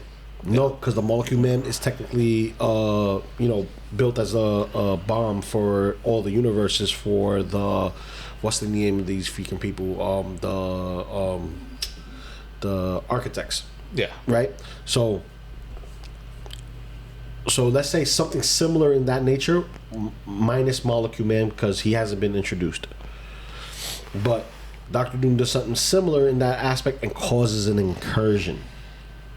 And Doctor Doom is our Tony without knowing it. It's I'm not trying to be dismissive of anything. It's just that there's. If we go by what we're being told, and that's all we have at the moment, is that there's not going to be a connection to anybody else in the Fantastic Four movie. We all know from watching these movies over the last 15 years that there's always gonna be an Easter egg somewhere. Yep. It's just where are they gonna place it? More than likely, it's gonna be an end credit scene or mid credit scene, and then it's gonna be one of those blackout screens that say Fantastic Four will return. Well, Fantastic Four being in its own universe and not having no continuity past this is saying that Doctor Doom is not a part of that universe. That this is Doctor Doom. This Tony Stark is not Tony Stark. It's Victor Von Doom. That's basically what it's completely stating, and that is a bitter pill to swallow. But then again, it's likely because when you look at Spider-Man, as far as the multiverse, they're not the same person. They don't look alike. So, shit, you can say that about the X-Men. None of them look alike. The only person that looks like him is fucking Logan. Right. Well, I mean, they are going to have the original Fox people in Doomsday. Yes, the original X-Men, for those who don't know, from the first 3 films. Right. Okay? Which I am so fucking happy about. I'm so fucking happy about. And speculation, rumor, halfway confirmed that they're going to have retro uniforms. Retro comic accurate uniforms. Oh, dude, listen. If they give us... To fall in line with the blue and yellow that Wolverine had. Dude, if they do that and they make it so... That's going to be like, yo, babe, I'm sorry. I'm buying more fucking figures. You can get mad at me. I'll live in a free house full of hot toys. I don't care. It's going to be windows to the different worlds that we all know it's going to be Battle World. It's just how and when are they going to start applying it? Cherry picking characters out and then forming the team. That's going to have to play. If that plays out, it's introduced and it's starting to play out in Doomsday, but it's really going to follow through in Secret Wars. Yep. So it's like, how do they show up? Where do they show up? Why do they show up? Why is Gamora? Like, it's one of those. It's gonna be one of those things. Do you want? You caught me with that one. So, like, for now, let's just think that Fantastic Four is in its own bubble, except for the part that they quote escape. Yeah. And show up in the beginnings of Doomsday, which is the tie-in to Thunderbolts. Well, if the whole entire film has no tie-ins, that means the end credit scene has to have a tie-in. Well, you know what I say? You know what? Where the Thunderbolts come in. No. Thunderbolts gets a tie into the Fantastic Four versus Fantastic Four having a tie into them. That's different. I tell you where I think it's gonna tie in the end credits, and it's not gonna be a throwback. It's not gonna be a cameo. It's gonna be the introduction of Doom. Yeah. Because Doom is nowhere to be seen in any of the universes. They keeping him fucking tight-lipped, bro. Right. So it's gonna be something. It's gonna be like I imagine it's gonna be like Inspector Gadget. All you see is the claw. You never see the person. Right. The claw and the cat. That's right. it. And he's observing from his lab. Or his dominion, place of business, right? He senses the same space anomaly that the Thunderbolts do, and he says, "Oh, interesting," because it's all part of Reed Tech. It's all part of the interdimension portal that they use, the square portal that he uses. He's gonna be like, "Oh, interesting." That's the only thing that I can see as an end credit to, like, just the first paint stroke of the masterpiece. Oh man, dude, I'm just thinking, what if Tony Stark didn't die? He actually went back in time and just rearranged everything. I mean, we watch him close his eyes. We watched him fade away, yes, but the arc reactor. This is going to be a little bit throwback. The arc reactor wasn't the thing that was keeping him alive anymore. It was just the thing that was powering the suit. Him himself kind of fading away. You never saw the body. Like, did they can open him out of the suit Or did they bury him in the suit? Or did they bury him in the suit? Pretty heavy buried in the suit. Right. Well, he had half a suit at that point. Right. And they used the old arc reactor that he made, that that Pepper made, that proof that Tony Stark has a heart, right? But there's some, it's gonna be there somewhere. Is it my former prediction, which it's Arnold Stark? Or because I'm gonna go back to it, that when he went back to get the Tesseract, it was a month before his birthday. Mm-hmm. Right, is a month in the in-world timeline. It was a month he was born, before he was born. So, is it him? He was adopted. It's all these like the choppy history of the comic book. It's also the where him and Victor Von Doom were in MIT together, and they swapped consciousness. And here's the one thing we're forgetting, though, man. Even if let's say our timeline, Tony is officially dead, gone, right? Worm food. We still have the teller of stories, God Loki, who created the tree of a life and destiny. Yeah, which is branching from both roots and leaves. Right. So the God of stories. Right? God of stories, man. Dude, it's a lot. It's a lot that we know, a lot that it could possibly be. I tell you, I would love to see that if it's so many theories, but damn, sometimes it's the simplest thing. Sometimes it's the simplest thing. It's I would love to see that it's gonna be a cut scene of like just a hood and green hood and cape. Dude, just something. Going back to Thunderbolts. Century was defeated. Oh, no, not Century. The Void was defeated by a hug. Love conquers all. The trust, like I said, it was the whole black power of love. The power of love. The whole right. Black Widow Hulk. Marty McFly. It was the whole Black Widow Hulk dynamic that saved them. No. It was her tickling his hand like, oh yeah, you know what I'm ready for. Oh yeah, let me go back to Bruce because I don't get none as the Hulk is too big. So the whole Avengers thing leaked into the real world. The Avengers put a copyright on their Twitter name. Right, yeah, they did. Or on their X name. They put a copyright. Jesus Christ, man. So they've been doing the whole feud of them being the new Avengers, and they're like, oh no, we're copyright. See, this is when art imitates life and life imitates art. Right. Inspires art, or inspires life. Yeah. I mean, I'm excited. I'm excited to see all of it. I'm going to be, like, my mind is going to be warped to figure out how they do everything, and then when I finally see it, it's gonna be firing neurons and explosions in my mind of like, holy hell, what about this? What about that? It's gonna be a whole nother episode of like, it's gonna be something you're gonna be like, oh shit, man, everything we said was just nothing. Right. Was overthinking. It could be complete observation that Doom is watching the events from somewhere, and he's been behind the scenes all along, just like it was Agatha all along. Oh my god, dude! Just imagine the Council of Doom. Right. The Council of Doom, the Council of Reeds, right? The Council of D's. Nuts. Looks like Hawkeye season 2 is moving forward.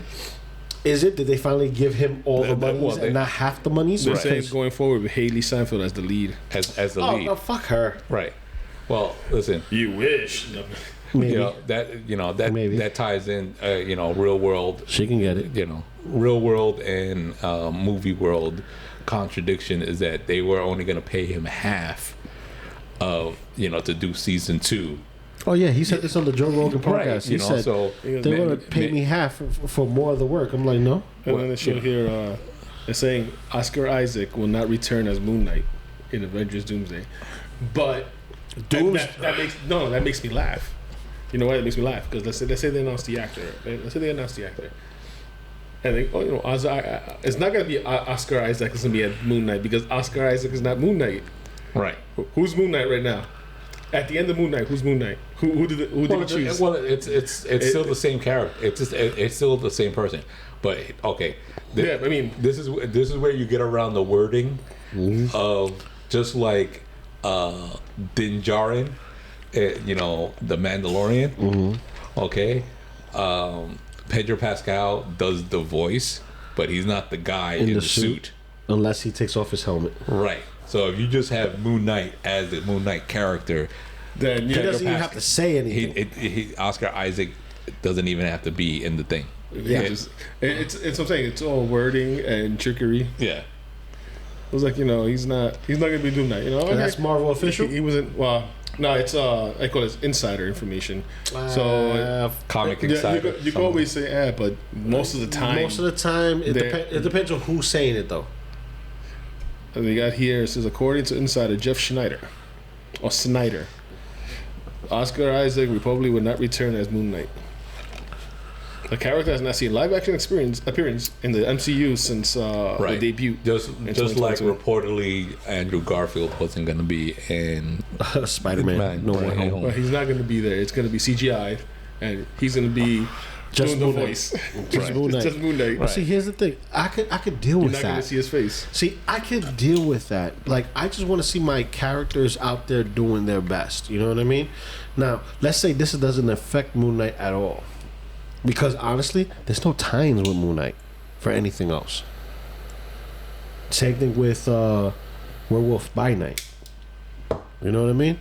So with Werewolf by Night and all these one-offs, I could leave the one-offs. Black Knight, but I still Midnight want my Midnight Suns though, bro.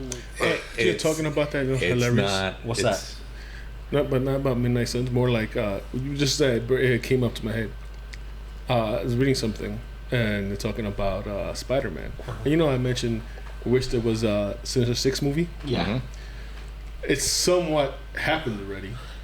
In No Way Home, it was more like Sinister Five. Yeah, it's the Furious Five. So it kind of already happened. I was like, oh, okay. Yeah, kind of happened because Venom was the sixth, and he was just chilling what the fuck. I was like, Venom was the sixth, but he was in Mexico drinking, getting drunk.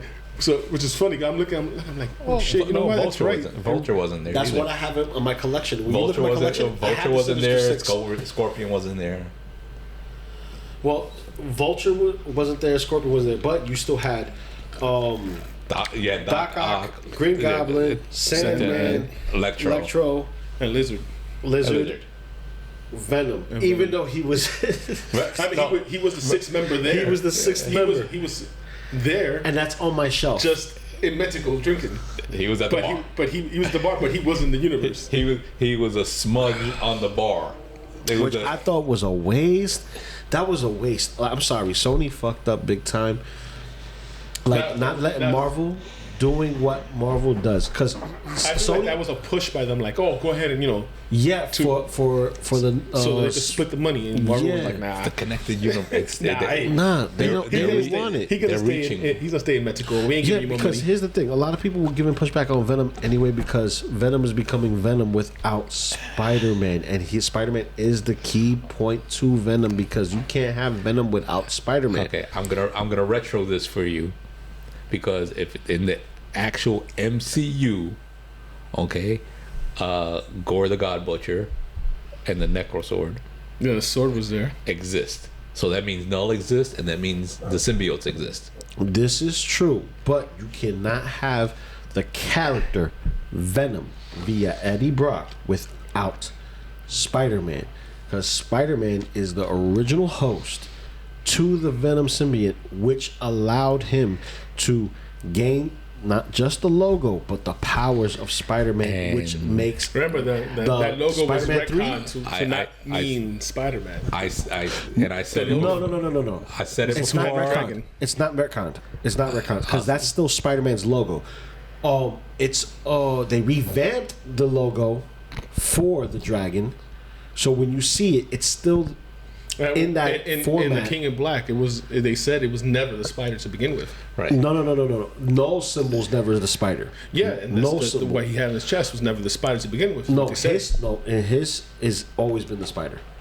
It's always been the spider. Because here's the thing: the dragon has the tail. That's what Null has. Null has the loop for the tail at the bottom, and then on the top of the area is the head of a dragon. It's not a spider. When you look at Spider-Man, it's a spider, but it has the arms that go across, which is supposed to be the wings that go across for a Null. Right. It's a reflection of Null's symbol. So regardless of how the uniform, his costume looks, I said it before and I'll say it again. We already have the introductions of main parts of Fantastic Four, which we know becomes the Future Foundation, which is where the symbiote was introduced before Secret Wars. Before Secret Wars, yeah. So we already know it exists in universe because of all the elements. You have the Null Sword, the Necro Sword, Which is in the MCU. which is in the Not MCU, in Sony. right? Which is in the MCU. We already established that this is going to be in the new Spider-Man, where he's starting himself up again, right? So he Supposedly. right, where he's not connected to anything through not connected through all the former contacts of the MCU, because nobody knows who he is. He gets a job somewhere working for somebody, and he sciences up some friends, and listen, there's gonna be a lot of jumping points where you get to the Future Foundation. We're gonna get to it somehow before Secret Wars. Dude, there's so much that Marvel themselves are missing out on the table. They just need comic book nerds like us to write them a fucking script and say, listen, this is what you need. This is what's going to sell. This is how it would sell. Do this, this, and this. How do you make something that was loved and hate at the same time that would technically be loved and sought out with a suspicious lens? It brings intrigue, because any controversy still brings intrigue. Any publicity is good publicity. So they could have done the Clone Saga for Spider-Man, right? They could have introduced new heroes. Yes, they could. Right? Because that's Ben Reilly's story. That's him as Scarlet Spider. Scarlet Spider, And right? Scarlet Spider had more, to me, was more intricate stories than regular Spider-Man. Spider-Man had the week of the monster of the week scenario in the comics, which everyone else had. What they call serials, where every week is a different bad guy or a different situation. Bingo. But you remember that Sony, the last deal that they were working up was that they were going to keep the rights to the name Spider-Man, but not the name Peter Parker. Bingo. So That's the rumor, MCU is still going to have access to Peter Parker as the Amazing Spider-Man, which is what they're following in what they were following with Andrew Garfield, but now they just have him as Spider-Man in the MCU. Well, Amazing Spider-Man. Yeah. Amazing Spider-Man. Yeah. So that's the thing.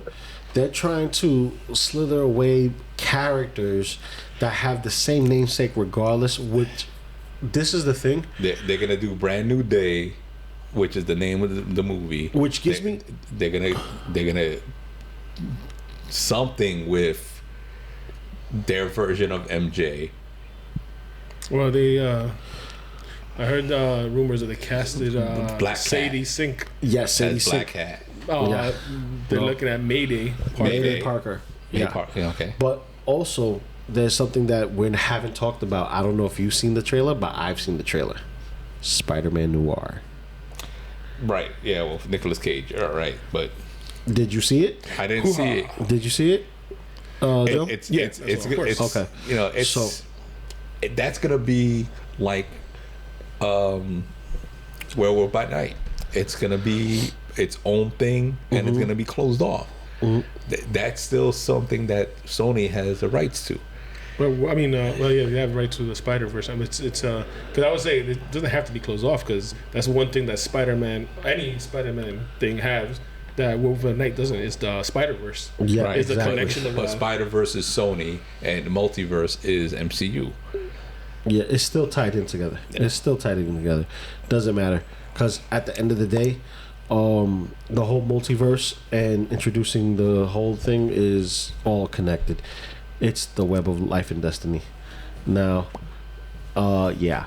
So basically, when it comes down to Spider-Man Noir, I do enjoy the theme of it because it's more of that Sin City vibe, which I kind of missed. So I'm looking forward to it. But with that being said, this is another episode of Cigars and Ash, and we did a lot of talking today. So if you guys are inclined and enjoyed what you saw in the movie, and you guys got any other tips on or if theories or suggestions or what's going on in the MCU, let us know right in the comments below. And also, don't forget to hit that like button, hit the subscribe if you haven't subscribed already, and subscribe, share, all that other stuff, and make hit all the buttons. Yes, hit all the buttons, but make sure you light up a stogie, sit back, relax, and enjoy some content. All right, I'm your boy Loco Lou, Keith, formerly known as Keith. Hey, what? Keith, formerly known as Keith. He's gonna be known as formerly known as Keith Adventures. Formerly known as Keith to be named later. Joe. We got Joe. Oh, Joe.